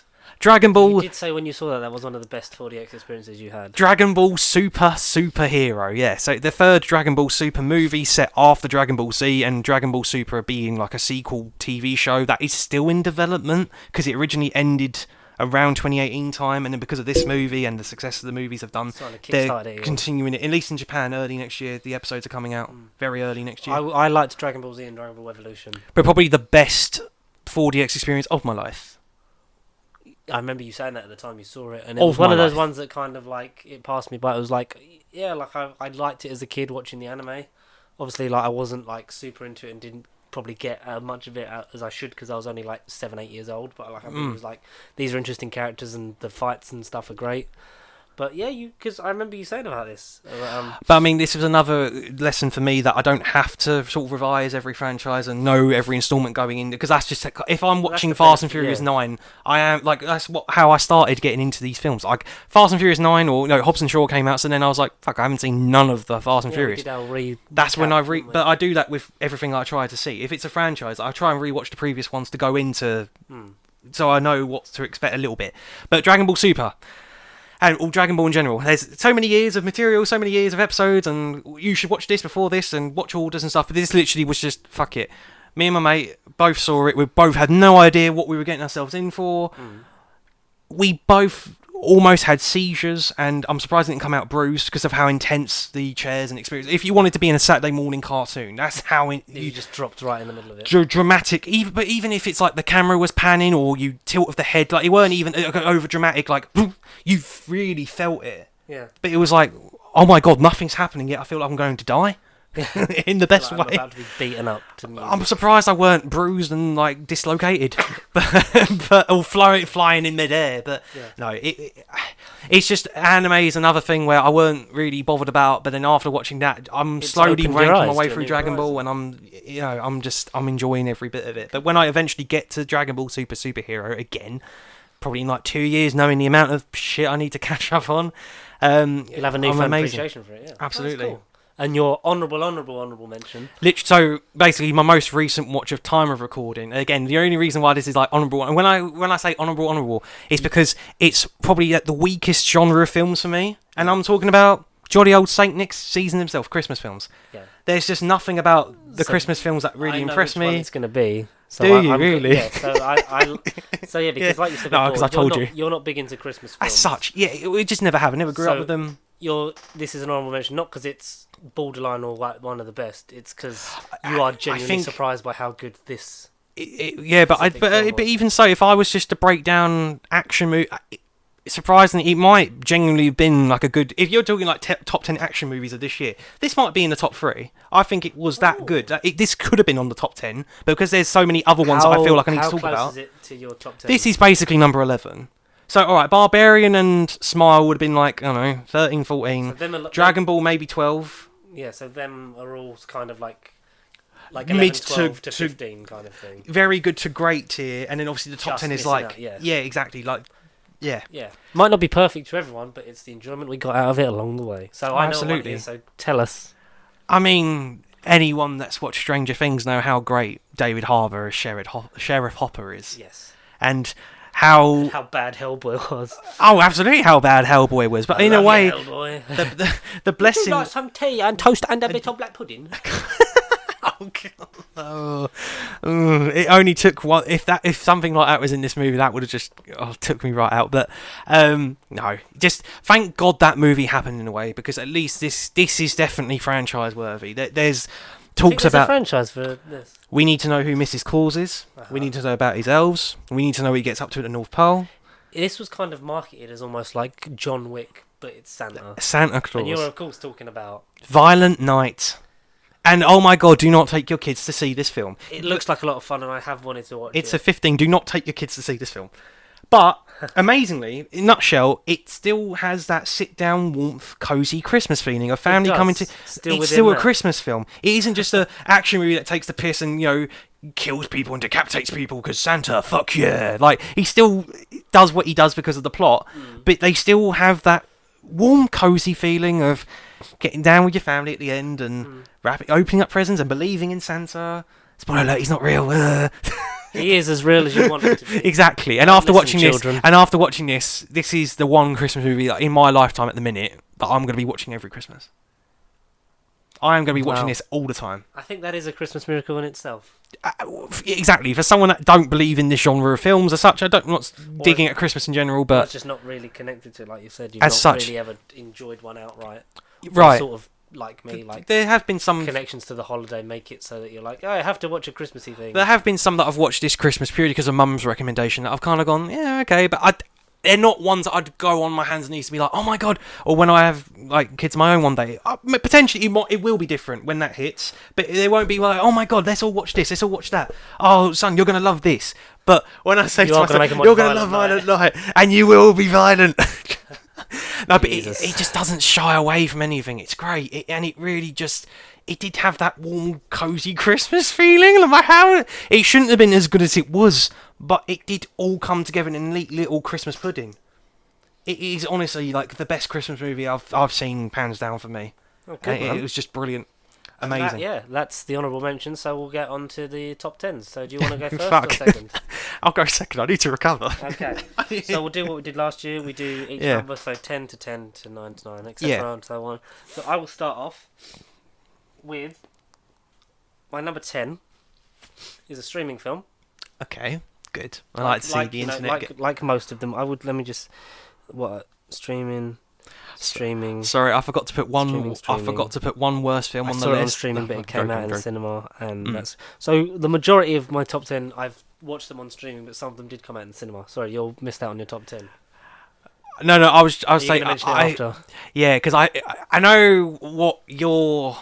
Well, I don't know what your number one is, but I know where this film is in your echelon, and it is a streaming movie. You didn't see it in the cinema, but it's a streaming one. Because your list is going to be streaming related, right? A lot of them. Like, the majority of it I've seen on streaming. Yeah. Some of them are original, some of them then came onto streaming because they were, like limited releases or whatever. Okay. Or like it just took so long that's the only time I could see them. No, but when you get to one of your films, because I know it's going to be on your list, you told me all year long, I'm going to say jokingly that it's one of it should have been on the worst list, but anyway. I'll get to it when you get to it. Number 10 yes, is Amazon original Dog, starring Channing Tatum. Okay, yeah, cool. All right. I enjoyed this a hell of a lot more than I thought I would, because it's one of them. It was in one of them months like October or September, like October time, when it was quiet. It was quiet. I obviously am not as able to just leave the house when I wish. Oh, absolutely. But yeah, so just having there was a good couple of weeks where there was always a new film on Amazon or Netflix or whatever that I could watch, either it coming on streaming from its cinema release or original films. And Dog surprised me because it's a story of, it's a military story. Channing Tatum's friend in the army passed away, and he's got a funeral across the country, and his his dog, part of the team, he had this what's it like? It's not what is it? Is it like an Afghan hound or something like that? I don't know what it is. I don't have pet dogs. I couldn't tell you the type of dog. It's a service dog that was used in Afghanistan and things in the field. That. Yeah, and was part of his team. So one of the last wishes was for his friend, played by Channing Tatum, to get him to the funeral.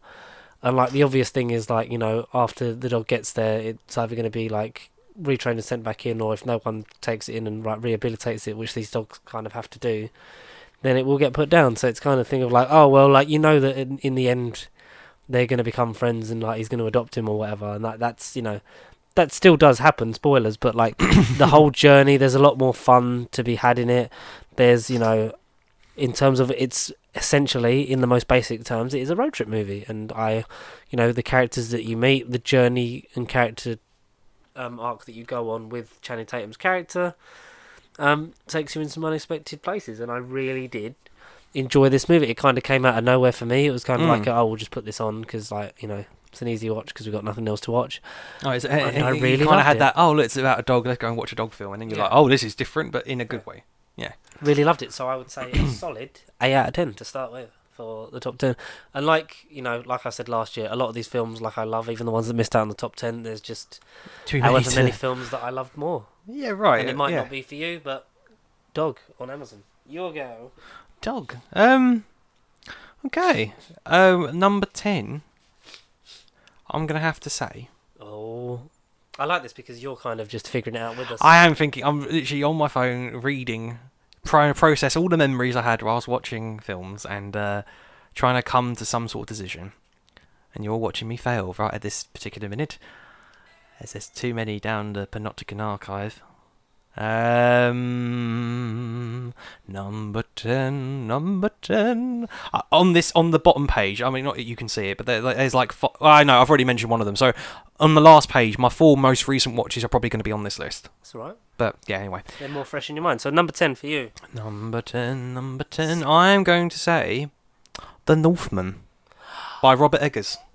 A lot of good things I've seen about that.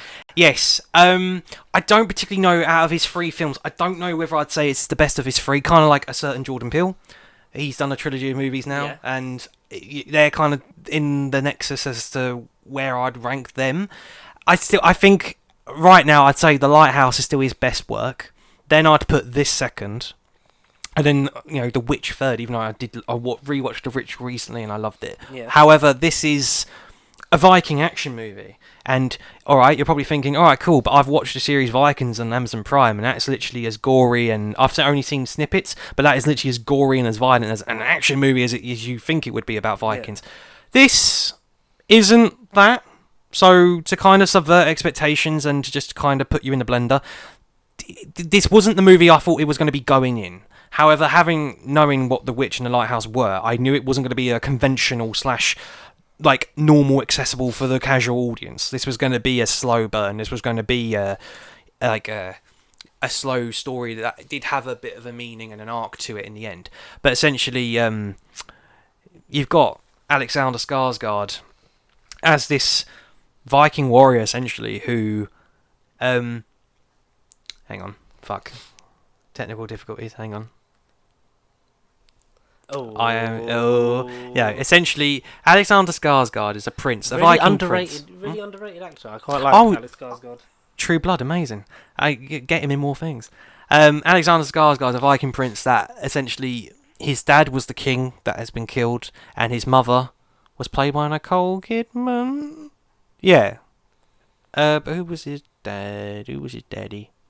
Oh, yeah, right, okay. So the cast themselves, right? Just to run down the cast, rather than give you the whole breakdown of the movie. But Alexander Skarsgård as Amleth, the main character, the Viking warrior prince. Nicole Kidman was the queen, Viking queen. Yeah. Ethan Hawke was the king, his father. Very good, Ethan Hawke. Anya Taylor. Oh, very much so, yeah. Anya Taylor-Joy, who another person had a really good year. But she was basically the co-lead of the movie that was journeyed with Alexander Skarsgård as they tried to reclaim this Viking land that's basically been taken over by Uncle Claes Bang, who known as Dracula in the recent BBC adaptation, from a couple of years ago. I think it's on Netflix. Yeah. Claes Bang was the main antagonist. Willem Dafoe's in it as well, only for a little bit. There's some cast members that you think, they should have been in the movie a bit more, but they're still in the movie, so you can't fault them really. But essentially, it is kind of like your average, land's been taken over, they've got to fight to take the land back and reclaim in the name of the Viking honour.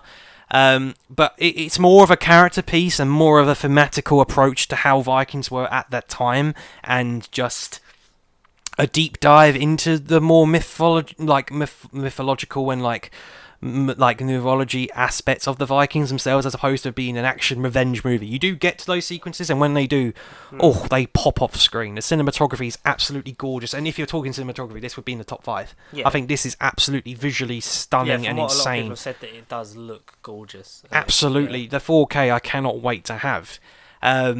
Hopefully for Christmas. If not, I would have ordered it by the time of recording. I cannot wait to watch this movie again. Yeah. I just know that I'm going to have a great time with it. I had a couple of mates with me that walked out of it and they weren't impressed because they were expecting it to be a more stereotypical action Viking movie. And I'm like, look, if you want that, watch Vikings on Amazon Prime. I'm assuming it's that. I've only seen snippets, but... It's like Game of Thrones, but more Nordic. Right, I've not finished it. I got to a couple of seasons in and was kind of like, this is too much to watch at once. It is a lot to take in. It will be slow for a majority of the audience, but if you just bear with it, you get to the journey, you get to the arc. I without comparing it, have you seen The Green Knight from last year or the year before? No. That was another film that got really high praise. No, I'd heard about it, but it's again. I watched that sort of similar time as The Northman, and yes, very slow, not going to be for everyone. What was the point of it? A deep, mental dive into the aspects of the Vikings. I mean, it's not about Vikings, but that's based on a legend and a fable, and that's essentially what this film is, but from the Viking fables and the deep dive into their mythology, as opposed to a big action warrior revenge movie, which you've seen before. So at least it was different, unconventional, and at the end of the day, left me thinking about it still to this day. And just, great all round, really. Yeah.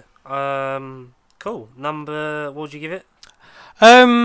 Right now I'd give it an 8, I think. Solid 8. Solid 8 with solid start. So, right to go with my number 9? Yeah. My second favourite animated film of the year. Oh, okay. Obviously, I watch more of these now because children are more in my life. Children, yeah. But I think this, as a franchise, has not been bad and is definitely more tolerable than the Minions. So I will say that my 9th favourite film of the year is Sing 2.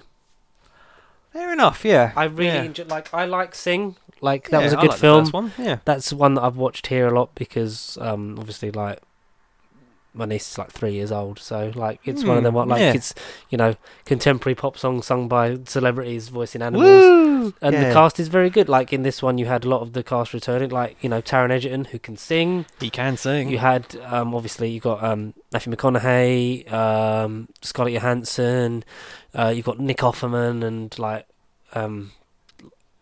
Letitia Wright in this one. Letitia Wright, yeah, she's one of the Scarlett Johansson. Scarlett Johansson, returning cast. Chelsea Peretti, Bobby Cannavale, Garth Jennings, Nick Kroll. Yeah, Nick Kroll's fucking fantastic in it. Reese Witherspoon. Yes, she's one of the pigs. Yep. You got Bono in this one. Yeah, you do have Bono. Yeah. He's the Halsey, Halsey, the female singer as well. Yes. Yeah, I don't know if you've already said that. I don't know. I just said it for the kids.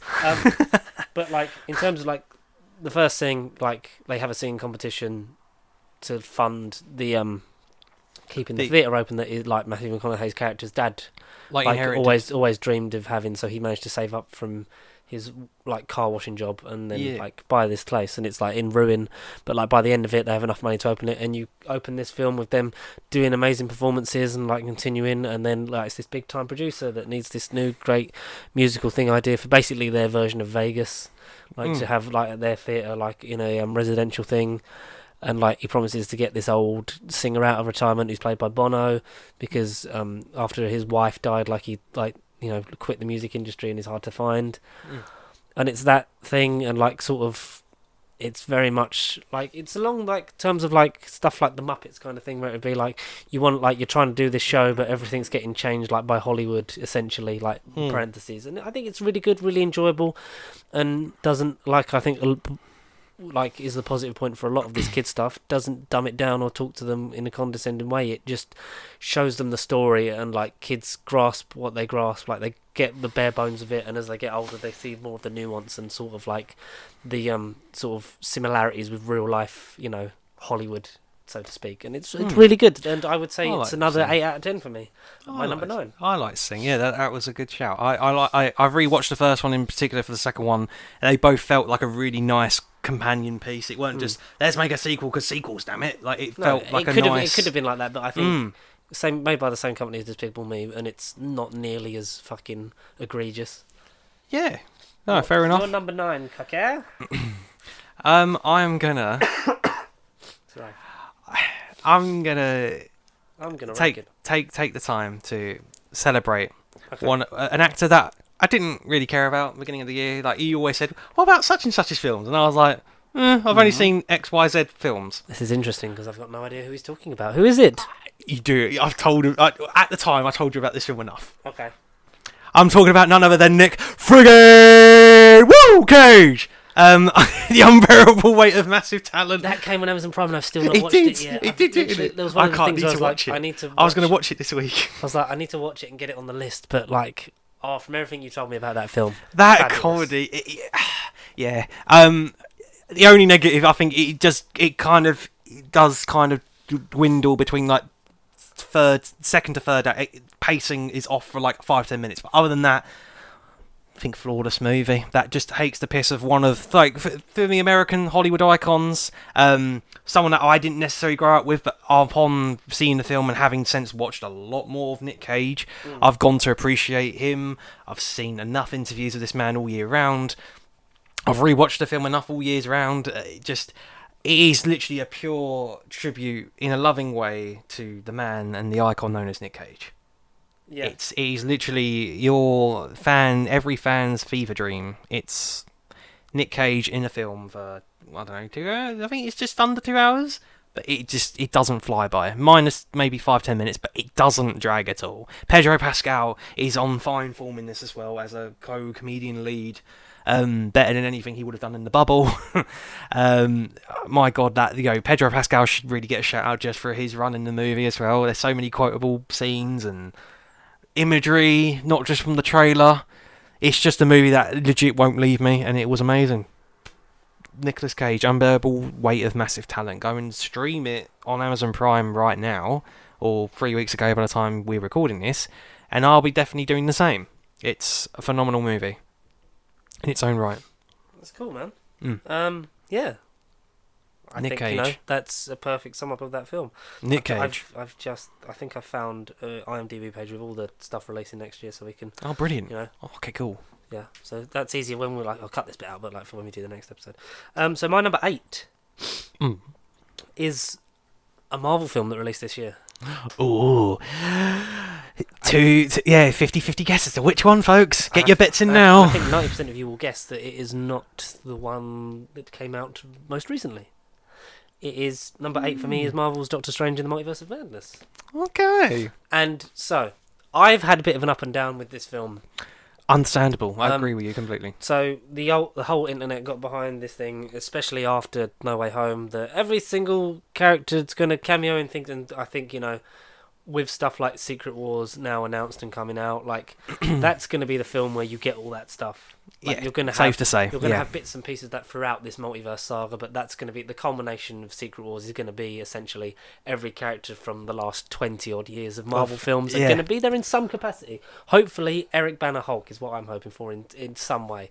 Pay off the underdogs. Him, Nick Cage, Ghost Rider, Ben Affleck, Daredevil, like all kinds of people from all different universes, because it's essentially going to be like that kind of moment from Endgame, but bigger. Yeah, right. Agreed. Yeah. When you know what the cameo level is for Multiverse of Madness, my God, I think that's fine. Once you've watched it once and go, I thought you were talking about the expectations of the cameos. Oh, the expectations was absolutely unrealistic. I mean, it made No Way Home look like a slice of pudding pie. Like, because it was big. Yeah, that's what we forget. It's bigger. It's bigger than No Way Home, which is weird because this was going to be the start of that thing. It was going to go WandaVision into Doctor Strange, would then go into Spider-Man, and then sort of culminate later on down the line in the Multiverse saga with stuff like that. But I think it's fine. I think Benedict Cumberbatch is great in it. I think it's a shame that this isn't like more of a sequel to Doctor Strange than it is another, because I think some of these films, when they're standalone, are a lot more why both me and Lara really enjoy. Like, she enjoys the more standalone ones where it's like I don't have to know X, Y, Z, however many hours of like prior homework reading on it, like kind of thing. Like, she loves that. She loves Ant-Man, and like I have more appreciation for those because like I get her points on that. And I also I love the interconnectivity, but I also love sometimes like a standalone bit. And this was never going to be that, but it's also a shame when you look at the amount of people that we've been waiting for a Doctor Strange sequel. Like, we are the Doctor Strange hardcore fans that were like, we also want a sequel to that movie, not just here's another piece in the multiverse jigsaw, which it is. It rides the line of. It's considering its production history, it turned out a lot fucking better than it should have. It kind of doesn't please both crowds in that sense. It is a multiverse puzzle. I think it lets down both sides. It kind of does. Of the expectation of both sides. Exactly. I think the performances hold up. I think considering the amount of rewrites and the rejigging of the release order, the fact that when Sam Raimi came in for Scott Derrickson, it was then essentially like written again from the ground up. And the Illuminati was a lot of an afterthought, but like in terms of a fan servicey moment, I guess it works. Yeah. And also, it kills off the contemporaries anyway. And, will John Krasinski be our Mr. Fantastic? Justice for John Krasinski. I think he will be, because my whole thing of everyone in that universe is played by someone that we've from seen the before. mainline MCU timeline. So got to do but it. I think it was a nice way to kind of be like, oh, there is more at play here. And I think Elizabeth Olsen was great, and I think her performance in this will be determined by her redemption in stories to come. Presumably will culminate in an Avengers film of some kind, because obviously her role in the Secret Wars comic, she will be involved in some capacity, and hopefully that is her redemption, whether she dies or not or carries on past that. This will kind of predetermine, because I was a bit jarred by her journey in WandaVision. I think we all were. Yeah.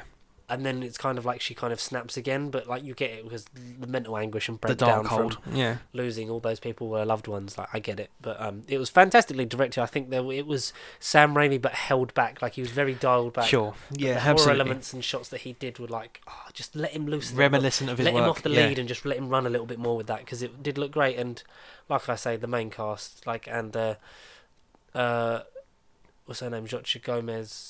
XOCHTL. How do you pronounce it? Xochitl Gomez. I think it's like Shotty Gomez. I think it's Shot. Shotty, yeah, we'll call her that. But, Shotty. if we've got your name wrong, we are very sorry. You are yes. great, but you are going to be a fantastic part of this universe moving forward. Young Avengers, Doctor Strange 3, whatever your path is. America Chavez was a great, welcome addition in this. Yeah, very much so. And it was nice to see Patrick Stewart for maybe not the final time. Who knows? I just wish that we'd have either started with the Chiwetel Ejiofor Mordo from our universe, or agreed. Elaborated more on in that, because obviously he's meant to be in it and then be beheaded, and obviously Doctor Strange's post-credits scenes are one of the very few that have not been followed up on yet, but that could still happen, because obviously Mordo has a thing against sorcerers, and that could have maybe linked in with him trying to stop sorcerers. Wanda. Right, yeah, but indeed. I'd like to see, in a third Doctor Strange film, I'd like to see Mordo complete journey from friend of the hero to villain, to give some and because Chiwetel Ejiofor was fucking amazing, and also it was Wong's world and we're all living in it, and I think Benedict Wong continues to be one of the best parts of the MCU, let alone Phase 4. Let alone your Phase number 4. 8. My number 8 now. I apologise for this cold, ladies and gentlemen. There we go. Number 8. I can't wait to tell you my number 7.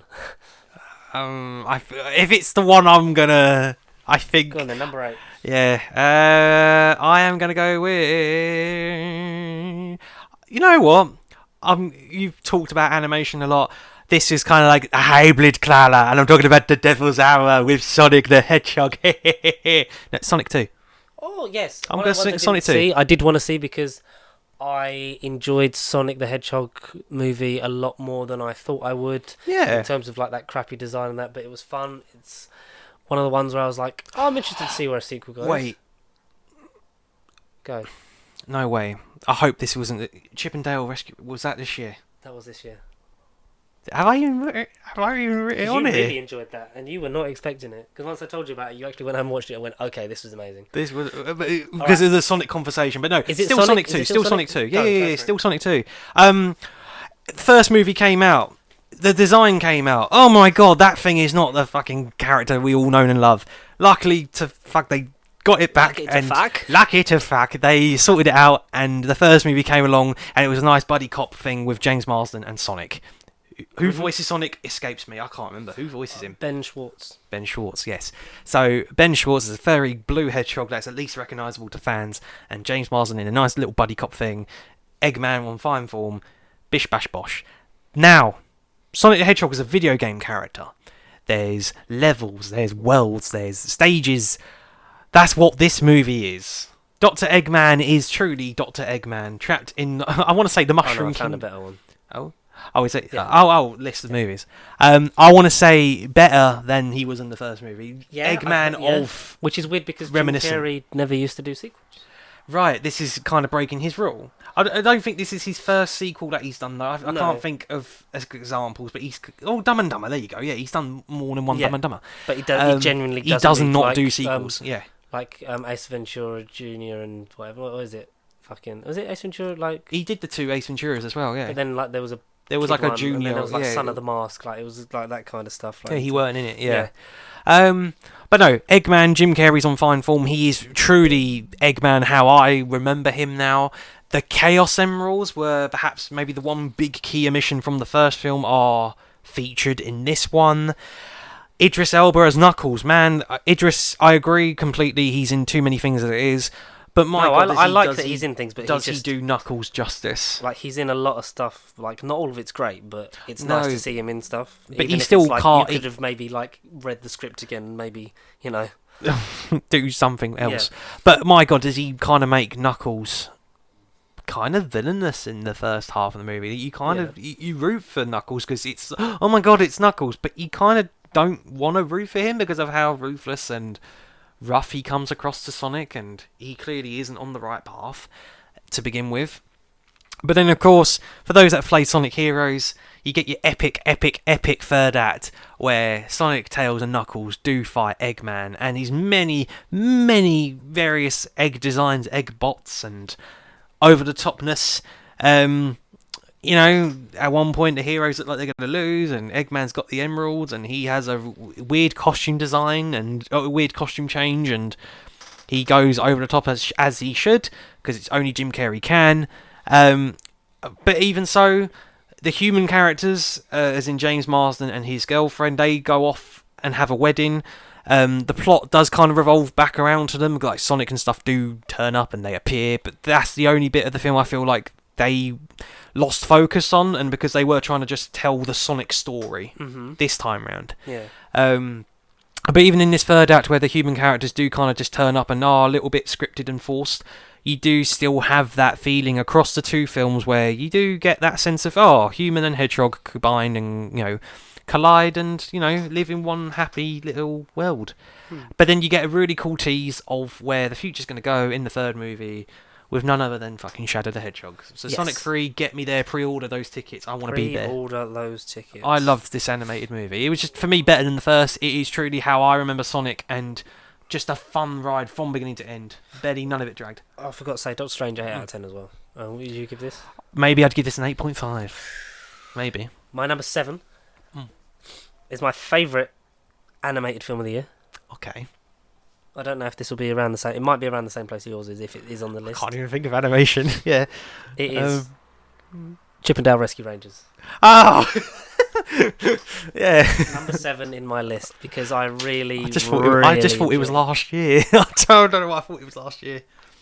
Is that in your top 10, or have you kind of... Did you forget about it? So I just thought it was last year. Yeah, I don't know. I just kind of thought it was last year. May? Sonic 2 reminded me of it, but I don't think I even have it written down. Andy Samberg and John Mulaney as Chip 'n Dale. The whole working in the reboot angle of, like, they used to actually film the Chip 'n Dale Rescue Rangers TV show, and then, like, Hollywood want to reboot it because of, like, you know, everyone loves reboots now, and he's had surgery to look 3D CGI. The inclusion of many other characters, including Ugly Sonic. Yeah, Ugly Sonic. Yeah. Fucking Sweet Pete, which mirrored the actual downfall in real life of the young man who played Peter Pan in the Disney film.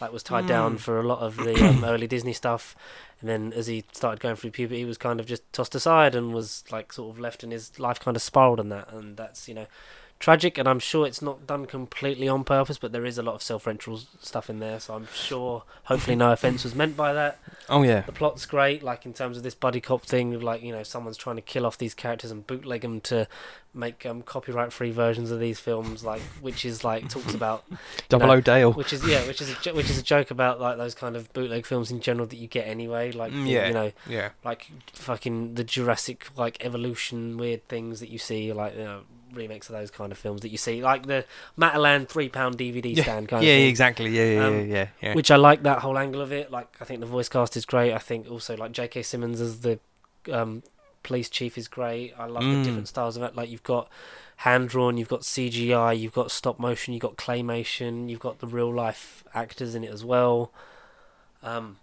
I like the Seth Rogen thing of, like, there's every Seth Rogen character's there. Oh, nice. In the convention bit, like, that's good. It's just, it took me by surprise and really, really had a good time with it. So I would say, at this moment in time, there's probably... I'd say it's a 9 out of 10.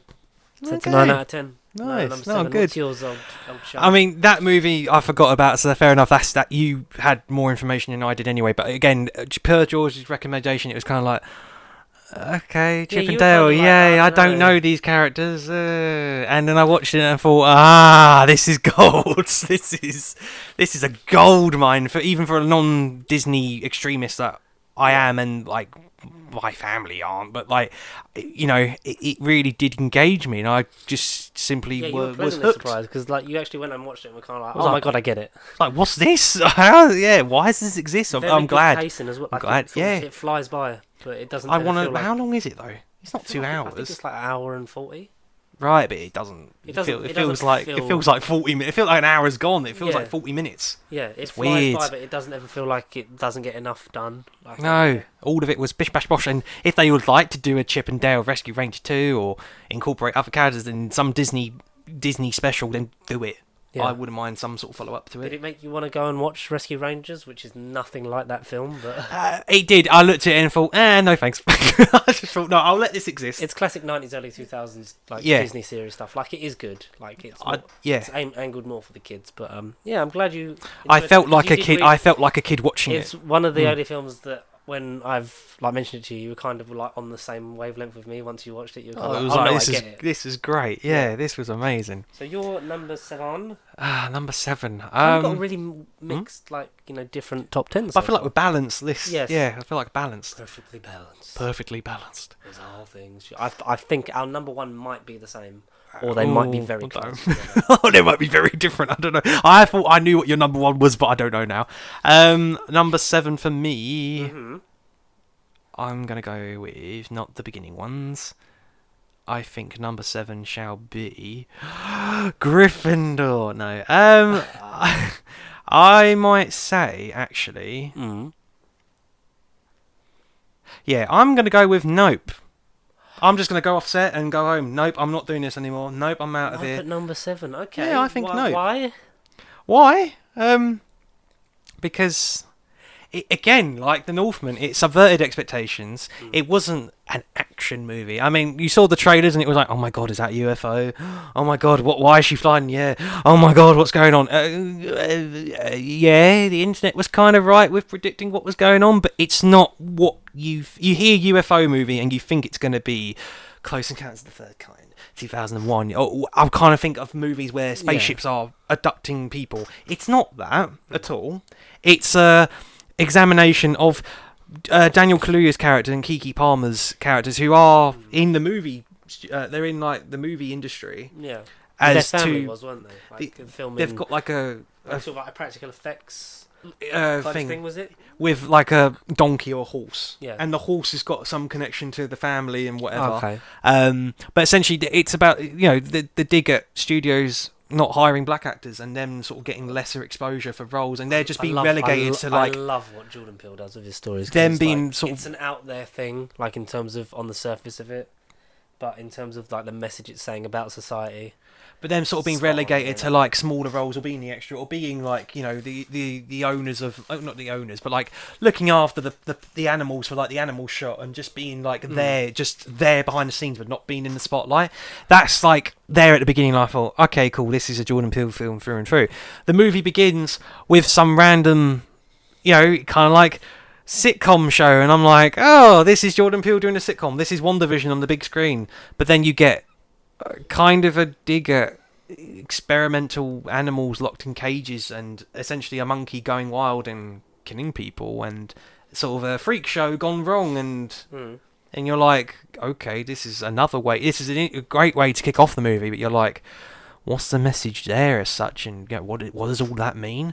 And then it's this character expectation of like Keke Palmer and Daniel Kaluuya's characters, and they're on this farm. A lot of the movie's set in like the desert, I want to say in Texas somewhere, in their family home, and then they've got like a weird Blockbuster store nearby. Like they do live literally in the middle of nowhere, but then like around the corner from there's like this random Blockbusters, and you got like the third lead character in it who I hadn't seen before, but I'm literally just going to Google his name because he deserves like a shout out and a half. I thought out of the 3, he was my favourite. And also you've got Glenn from Walking Dead, Stephen Young in it as well, and he isn't in it enough, but I think he was great with what he was given. Brendan Pereira as Angel, that's the third lead from Blockbusters, if I want to call it. He was, I think, my favourite of everyone. He was phenomenal and just unexpected delight throughout. But essentially they get to the evening, weird shit happens in the sky, in the clouds, and it's all about what they do in the clouds. And there's a movie director character that is there, I think Michael Wincott, who, again, according to his Wikipedia, normally is cast in villainous roles, but he isn't the villain in this. He's a cinematographer. He talks about, getting the shot and about being in focus and trying to figure out what this shit's going on in the clouds, because that's when you see, like, cattle and cows flying and, like, what the fuck's happened there, but no one's there to capture it. So then they basically all get together, they realise that shit's going on in the clouds, they sort of the cinematographer guy sort of masters the shot, and they manage to capture the shit that's going on in the clouds. But what's going on in the clouds? Yeah, there's none of the motherfucking UFO, with it's sort of blended it. You don't see it. You do see the UFO in the end of the movie, but for what you see effectively is a big sort of disguise cloak over it. So you sort of just see the clouds moving, and you're like, oh, so it's an enemy cloud. What the fuck's going on? But then you see like, the sort of abduct beam, which is sort of like a homage to like 1950 sci-fi movies where, and like Destroy Humans, if any of you ever heard of that game, where you do just abduct and probe humans and, send them up on their mothership. You get that, but from a more monstrous and terrifying point of view. There's just the third act is really the peak of the movie, and it was just a phenomenal sequence that I wouldn't been able to predict. I wouldn't been able to see how it ends. Just the whole experience was just really like, okay, certainly divisive, certainly, again, like with Robert Eggers, I wouldn't say the best of his 3 works. I still believe that he's still Get Out, definitively, but a brave, bold, but different movie. The racist undertones and the Jordan Peele, like, text of society is still very much in the script, even within the freaking out of this world UFOs. It's still very much there, but it was just a really different and unique experience for amongst this year. Not just any other year, but Nope. Maybe I wasn't impressed with it first time around, but I definitely saw it second time on my own, and I was like, no, okay, I gelled with this, I clicked with it, and better definitely on multiple viewings, I think. Yeah, okay, that's fair enough. It is obviously one of those ones that I did want to see, so I would urge anyone that's interested in the film scene to like study and watch it, and again, be one of those that will go back to it and break it down and interpret it how you want to interpret it and whatever. It's one of those, like, the more you look at it and analyse, the more you'll get out from it. On surface level, you'll be like, well, what the fuck was that even all about? But it's just what it's really trying to say. It's what is the beauty of it. That's cool. So, yeah. I will go in with, what would you give it out of 10? 8.5, I think, yeah. 8.5. My number 6 is the Netflix movie Hustle. Hustle, which one was Hustle? Hustle was Adam Sandler. Basically, he was a scout for a basketball team. Oh, okay, yes. And takes this young unknown from his home country and like gives him the chance to be a superstar. It's like a real kind of old school sport kind of age one movie. But I think it's done really well. Adam Sandler's great in it because I think he plays more of the straight man, as opposed to just sort of being I think it's a really good, interesting story. There's a lot of actual real life basketball players in there, and I think some of it is based off of true events. But it's a really good, enjoyable movie, and that's why it's it just misses out on my top 5. I don't have much to say about it because it's been a while since I've rewatched it, so I would implore you. The audience, to go and watch it. But it's a solid 9 out of 10. It's really great and really heartfelt in places. Okay, nice one. Your number 6? I think I will go and say I will talk like a Mondasian Cyberman while I decide what I am saying next. I think I am going to say the movie that I scrolled past 3 pages ago. Yeah, okay. I'm going to say Michael Bay. What do you think of this director? Bit of a knobhead, but I know exactly what film you're going to say because I've been meaning to watch it. 999. No, it's not called 999. It's Ambulance. Ambulance, yes. Let's just say within the pandemic? Yeah, I believe so. I'll just say the closest thing, Grand Theft Auto in a movie. Grand Theft Auto heist, online heists as a movie, it's the closest and as legal as it could be. Just an action-packed, chaotic, over-the-top, beautifully shot, wonderfully acted. Just literally every bit of praise. It's literally it ticked all the boxes. This was going to be expectation-wise. Why the fuck am I here? I'm on my own. I've got nothing to watch. I've gone out my way to Harlow to watch this. This is going to be a bland average. What did I just see? The feeling that's what I had when I walked out. It was like, oh my god, why was this only around in the cinema for a week? Yeah. You do have to sort of be in it to win it. It feels like, at least in the in the smaller UK cinema chains, it feels like you do have to just kind of live in the moment and go to them. And this is one experience that, again, this will stay with me at least for a while. I've already got the 4K. I've meaning to watch it, but I cannot bloody wait for it. Michael Bay can make movies that aren't just moving cars and robots. And I mean, he made Bad Boys.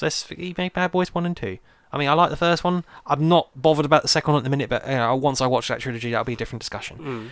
But no, Ambulance is Michael Bay back on fine form, and I'm looking forward to whatever that man does next. And I mean, Jake Gyllenhaal and Yahya Abdul-Mateen, two of my favourite actors at the minute, two of the best people working.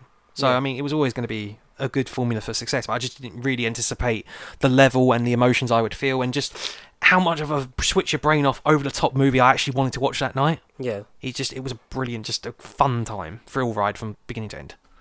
Great movie, yeah. Great movie. So that was your number 6? That was number 6, yes. What would you give it?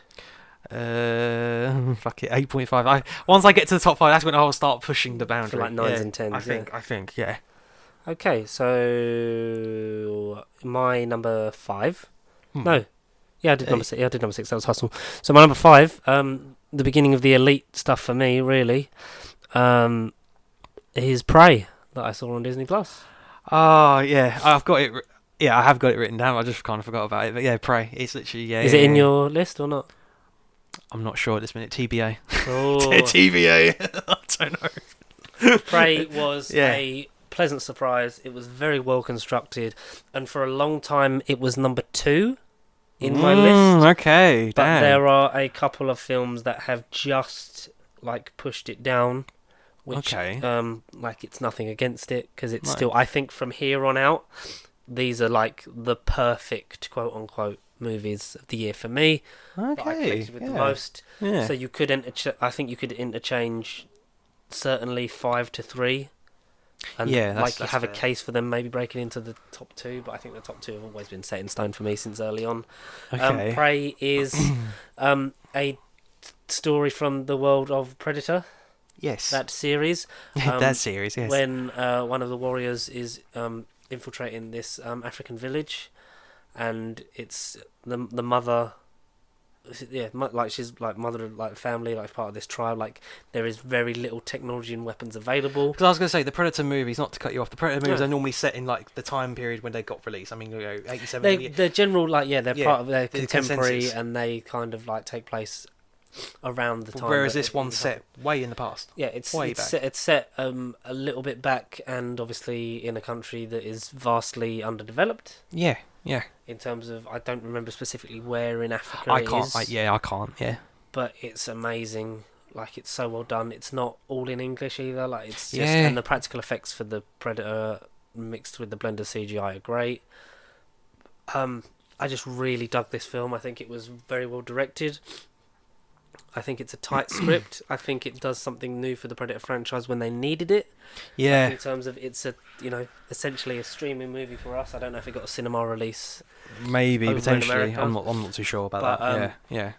I think it worked really well. Like in terms of it, definitely had a lower budget, but you couldn't feel it at all. And I think when you compare it to the Boyd Holbrook Predator film, like it's head and shoulders one of the best films in the Predator series. I think it would maybe come close to the first one. It would be like second in like. It's definitely, I think, top 2. Yeah, it's between Predator and the original. It's best since the original. Yeah, I think. I think so. Yeah, it's so weird to think of it as a Predator movie though. Yeah, and I think had they not marketed it like with the thing of like obviously like it's included in there as like a surprise element within the marketing, and obviously anyone who knows about the production history of the film knew that it was going to be a Predator movie. Yeah. But it could have worked as a total surprise thing. It could have worked as just another sort of like horror element, like different animal thing, like drama. Yeah. Considering like if you can.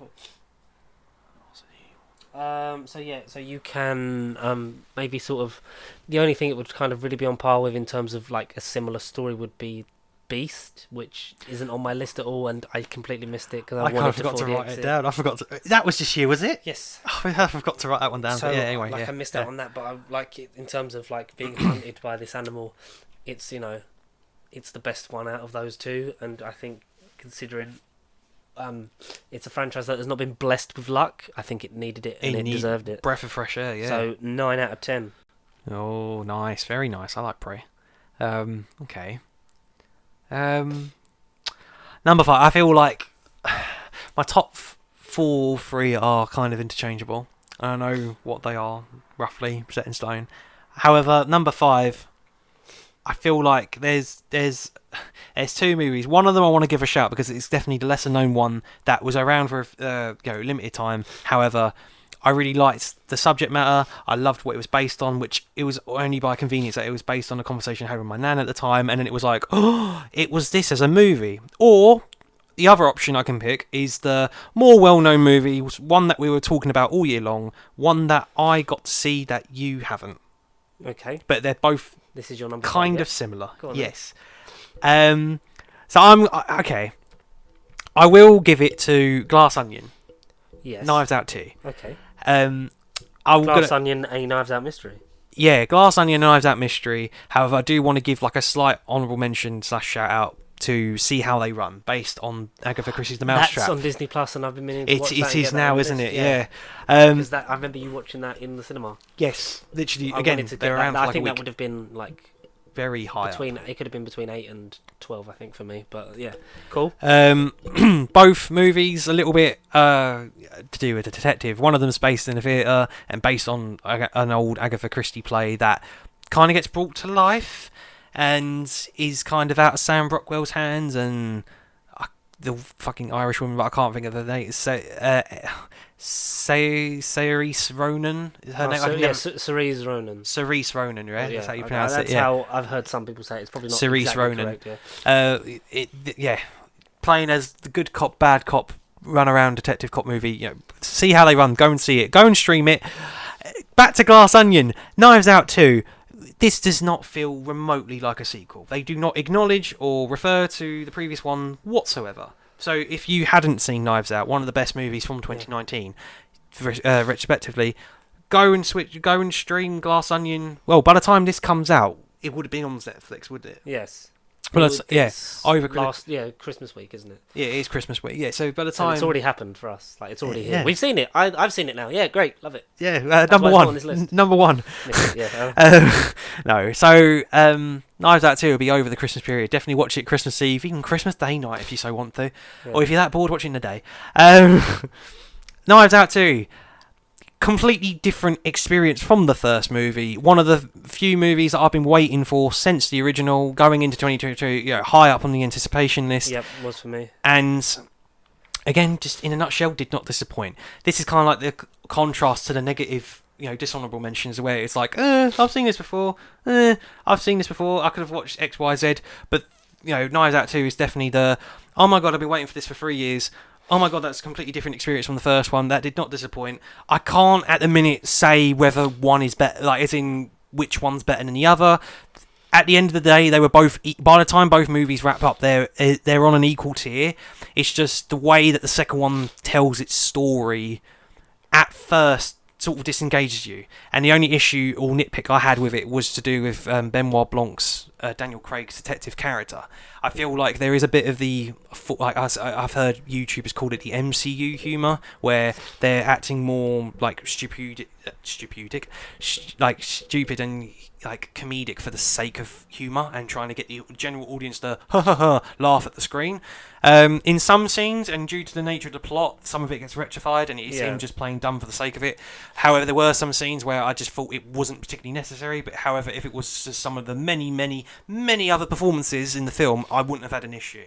Because in this, you've got Edward Norton, who is phenomenal, and I'm so glad he's back on the big screen, at least temporarily. Dave Bautista, the man just knows how to pick his roles and continues to just amaze all these audiences. We've got the return of what's her name from Almost Famous? Kelly. I say Kelly Hudson. That's not her fucking name. What is her name? The names. The bees. What is her name? I am googling the names. It's Kate Hudson. Kate Hudson, is it? Yes, it is, because she hasn't been in anything for a while. She really hasn't, no. Her and Ed Norton are like the two big returns. Probably like the biggest names in terms of like actors. Star power. Because obviously you've got Daniel Craig is there, but also like you got like the likes of Dave Bautista and others in there. Would you say, because I saw this, Catherine Hahn?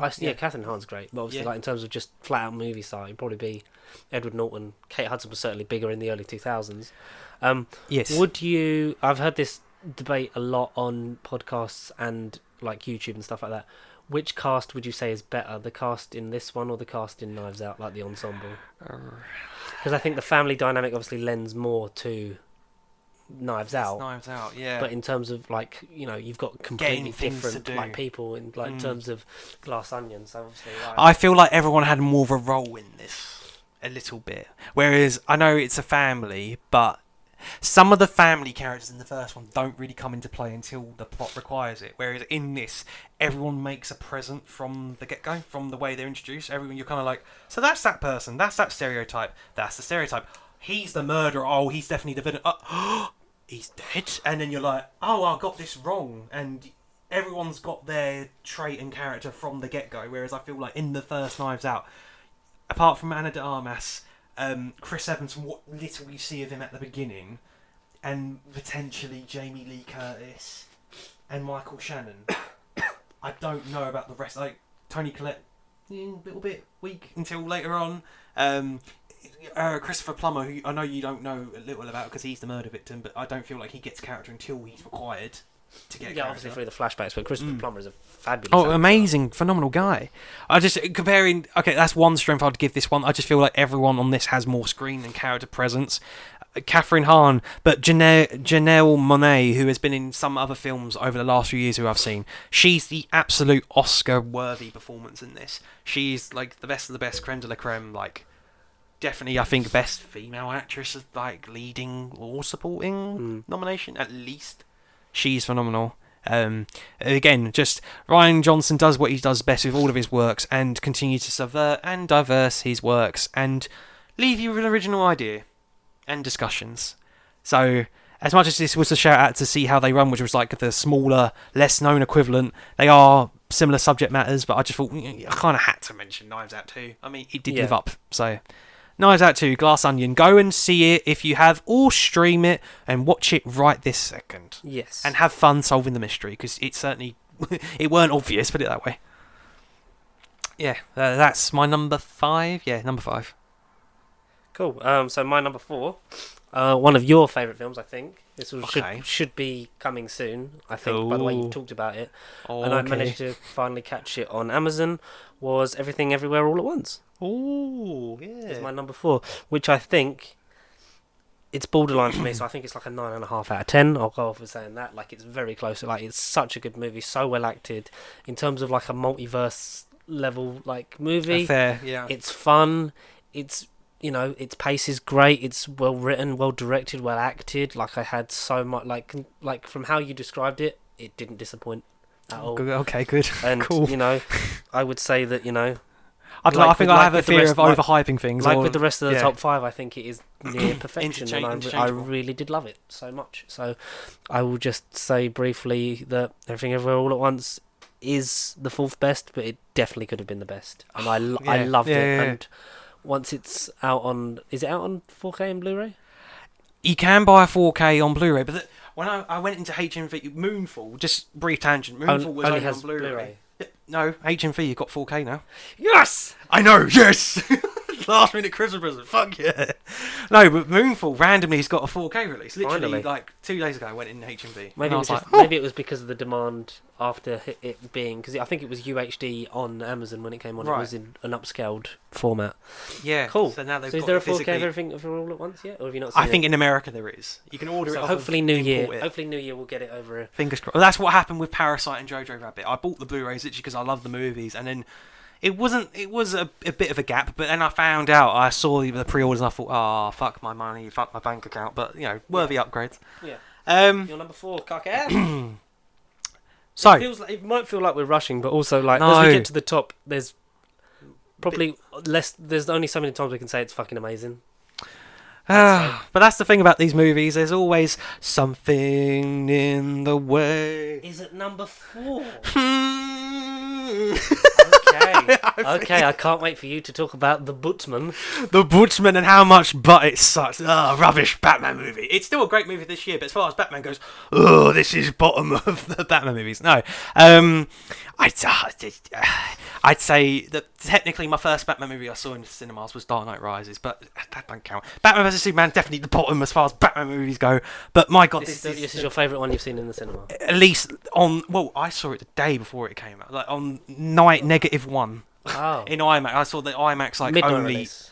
No, it was an IMAX like the night before, like press advance early screening, whatever. Oh. It was just saucy. Open IMAX screening. I was like, Nice. cool, all right. Third and fourth row on the side of the screen. That's why I thought, oh crap, I've really got crap seats. But IMAX luckily is conveyed against the floor, It's and whatever anyway, isn't it? Yeah, so whatever angle you've got the best experience. But regardless, the Batman.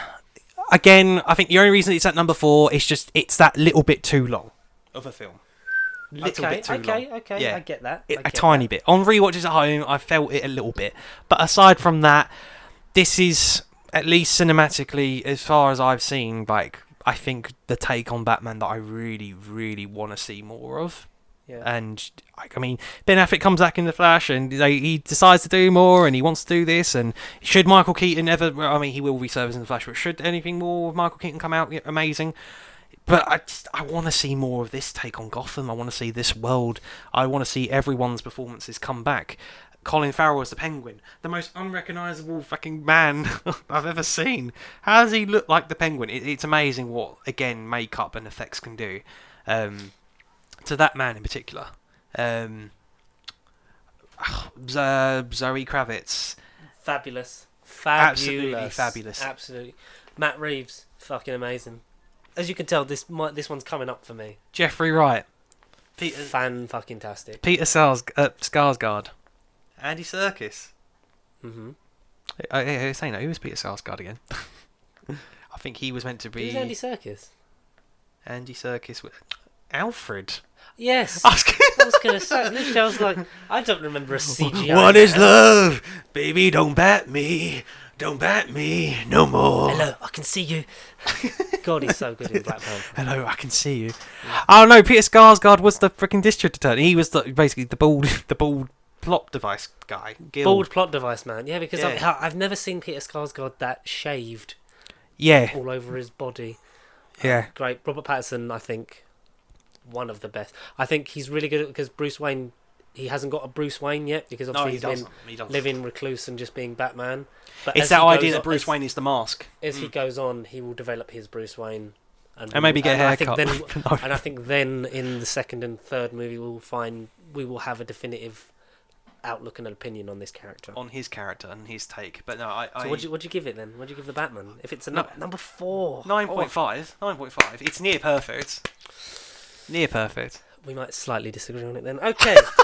Number 3 for me. Number 3 for you, yeah. It was a film that, under normal circumstances, I would have been ecstatically excited for.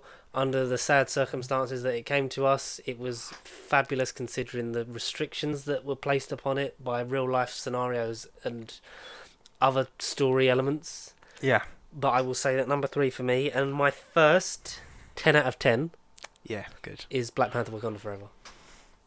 My favourite Yes. Favourite MCU film of the year. Yes. Favourite Marvel Phase 4 movie. Yeah, good. Yeah, good. And I think, like, what about Spider-Man No Way Home? Spider-Man No Way Home was great, and it's second, like, specifically, and it's because of the nostalgia and that experience of watching that for the first, when we watched it for the first time that day. Yeah. Like, that is fabulous, but in terms of story, in terms of, like, those two have the best character arcs in one movie, in Shuri and Peter, like, two very young heroes. But I think the real life implications, how, effective and good Black Panther was for representation for, like, not just African Americans in film, but just like minorities in film anyway. Like, it done, like, it was the first to say, like, who gives a fuck if you think that this film can't work if it has no white people in it? Like, it doesn't matter. And it was fabulous and so well acted, written, directed, and Ryan Coogler's world that he created is amazing. Expanded upon brilliantly as best it can in this, because there are so many restrictions that he had to get through, like, mainly the one being the sad passing of his star, Chadwick Boseman, who was a great advocate and a great fucking ambassador for not this, just this genre, but in terms of like the industry, like he was such a shining light for everyone.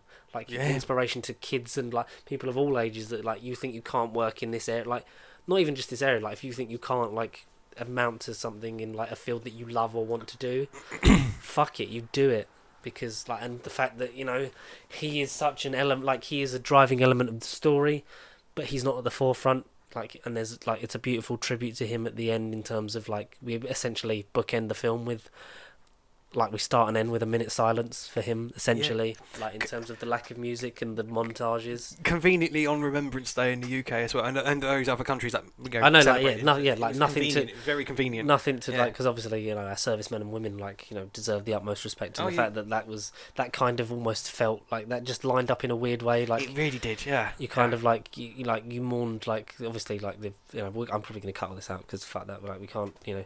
We're not comparing the hundreds of thousands of millions of like servicemen and women that gave their lives for this country to a made-up character, but it was, you know, effective, and it felt like the whole world was kind of.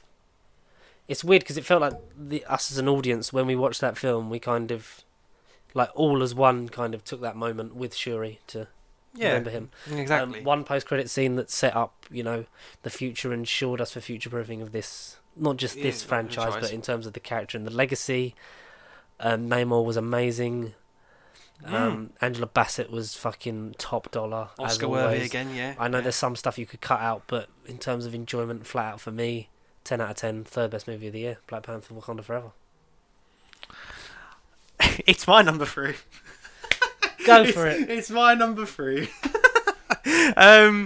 The fact that everything George just said, copy and paste, but the fact that this movie almost didn't happen because of the tragic passing, that Coogler... Yeah, we're never going to know the original version of this film. Yeah. Because this is like the third rendition that we got, I think. This is like the third different version of this story. We found out from Inside Scoops last week, whenever we said it very recently. I think just from stuff we've heard from rumours and like, news outlets, yeah.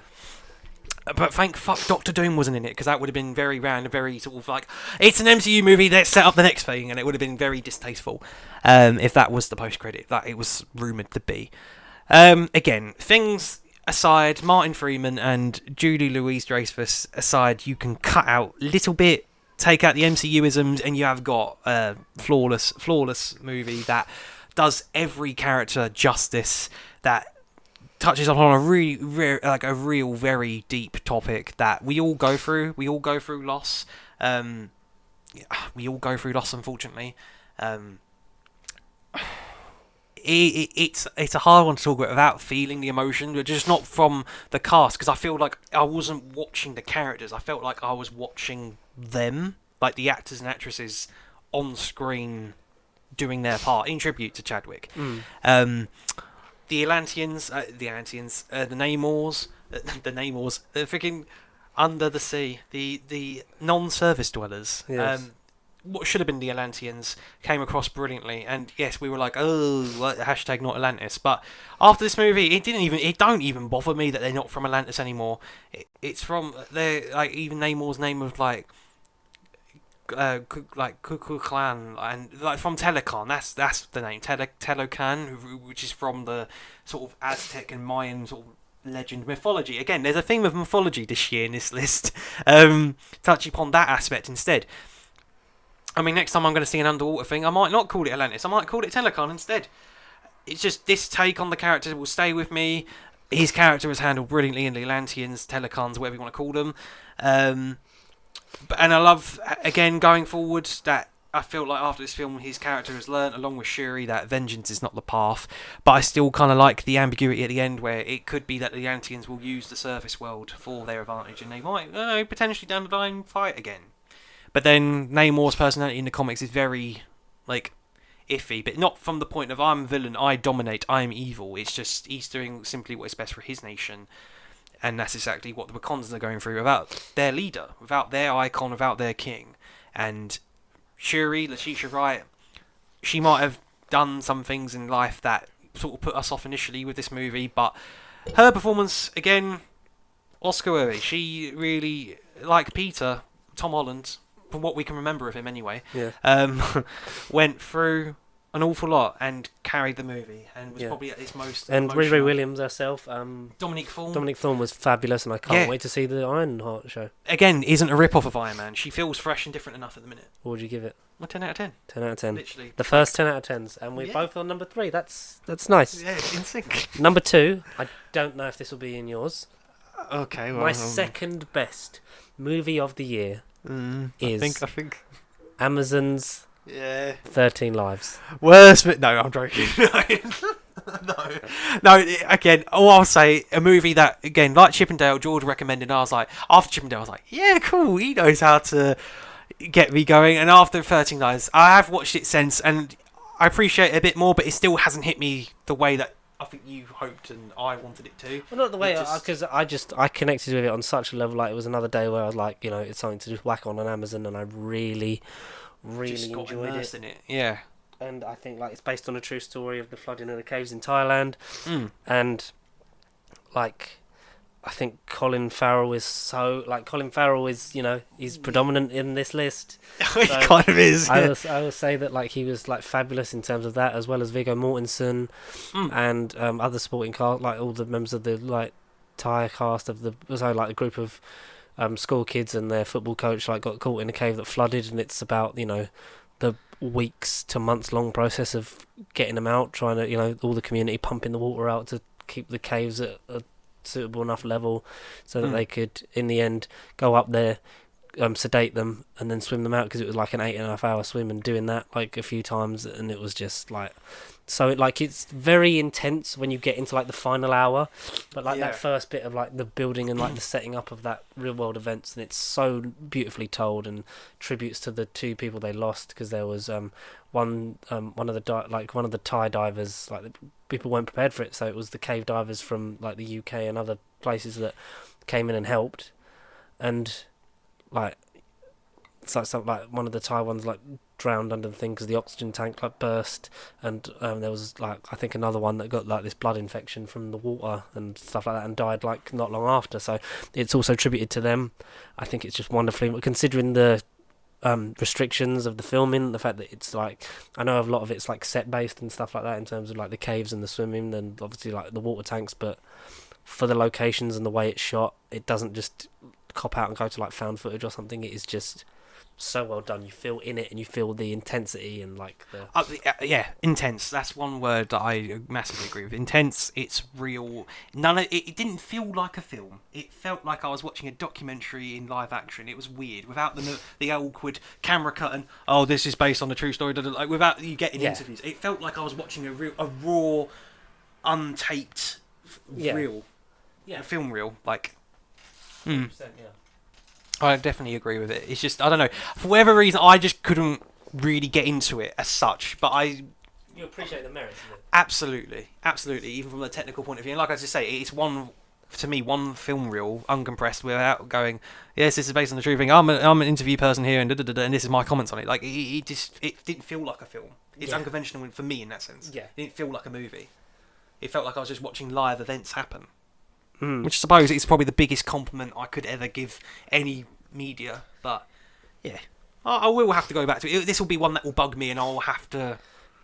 Yeah, you might look upon it differently. You might not, but that's the beauty of opinions. Because 10 out of 10 again. Like this and number 1 are 10 out of 10 for me. So you're number 2. I'm only putting this at number 2 purely because I haven't rewatched it yet. Okay. And then saying that, I haven't rewatched number 1 either, but I just think the feeling I had going into number 1, and because it's anticipation, whereas this one was blind out of about, fuck it, again, me and my mates go and watch something and we were like, and it left me feeling everything, everywhere, all at once. Yeah. Number 2. And I really do want to rewatch this, and number 1, badly, super I'm interested badly. To see what your number 1 is, you know? No, I think people would have known what it is by now. So was this a 10 out of 10 for you as well? Yeah, quickly, Doctor Strange Multiverse of Madness should have been the movie that we wanted it to be, but Jamie Lee Curtis made a few comments online and was sort of bashing the big Mario the Mario. It's a me, Mario! The big Marvel productions and their infinite money, and, you know, they can do everything with X, Y, Z just by clicking their fingers, pun intended. Whereas these indie films, lower budget A24, I think distributed film, they had to scratch and claw to get it made, and lesser star power, lesser cast, but look what we fucking accomplished, bitch. And I was like, Jamie Lee, calm down. Like, I get you, it's your film, but calm down. But after watching the film, I just think she's absolutely right in everything she said in her statement. I can't think of the tweet, but essentially, all her points were massively agreed on. It came out at the point of Multiverse of Madness, and all eyes were on that film.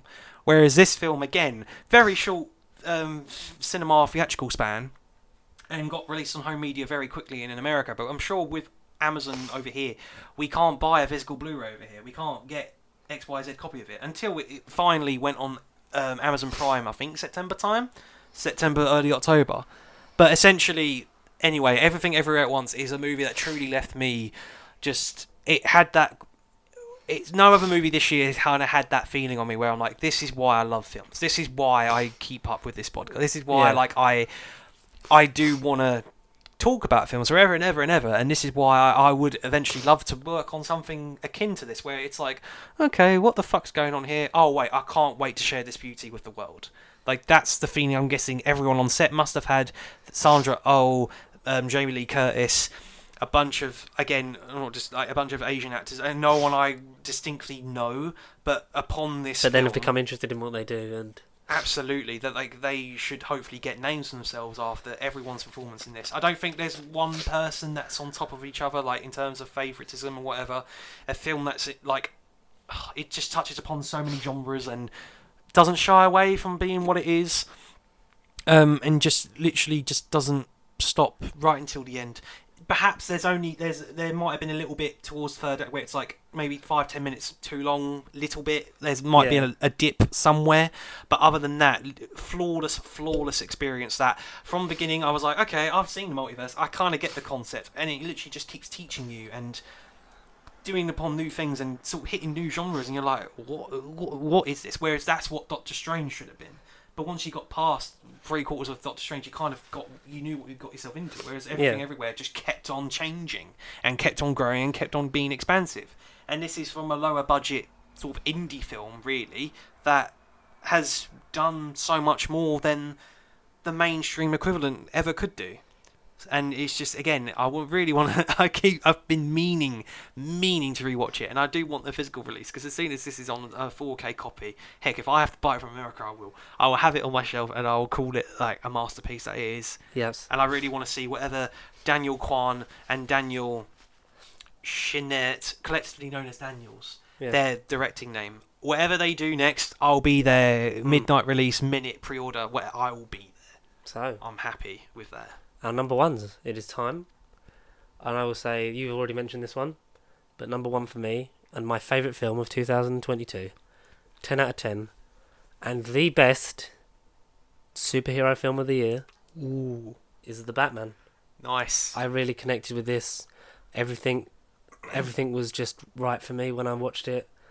Like, it was the right time, it was everything, like, it was just beautiful. It's so well directed. I get the thing with the pacing, like everything you've said negative about stuff that I like and vice versa. Like, I see both sides of it.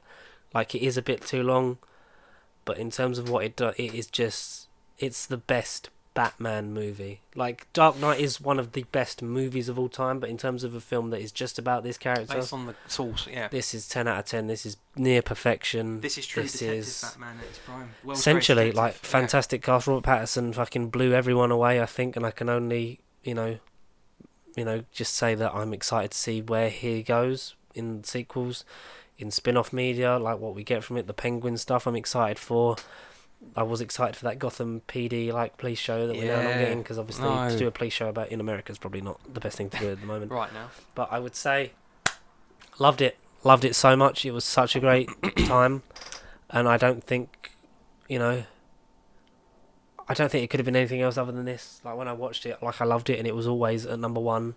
And I would always, whenever I would see anything else, like with 13 Lives, like with Everything Ever All at Once, Black Panther, like everything else in the list, everything came close. But nothing could have surpassed it for me. I think this was far and away. This was the best thing I saw this year. Okay, it's the most fun I've had at the cinema. It was long, but it also didn't feel long. So I loved it a lot. But I have seen it, I think, 6 times. and it was only the last couple where it's the same bit of the film where I don't want to like specifically, but it's the switch off period, and then you get to the third act, and then it picks up massively again. But I can't pinpoint where it is roughly, but it's roughly the same point every time I've watched it. Except I didn't feel it the first time, because the first time I was just mouth gasping, just like, you know, flies in my mouth, just like, holy shit, how have they made DC, how have they made this brilliant, like, yeah.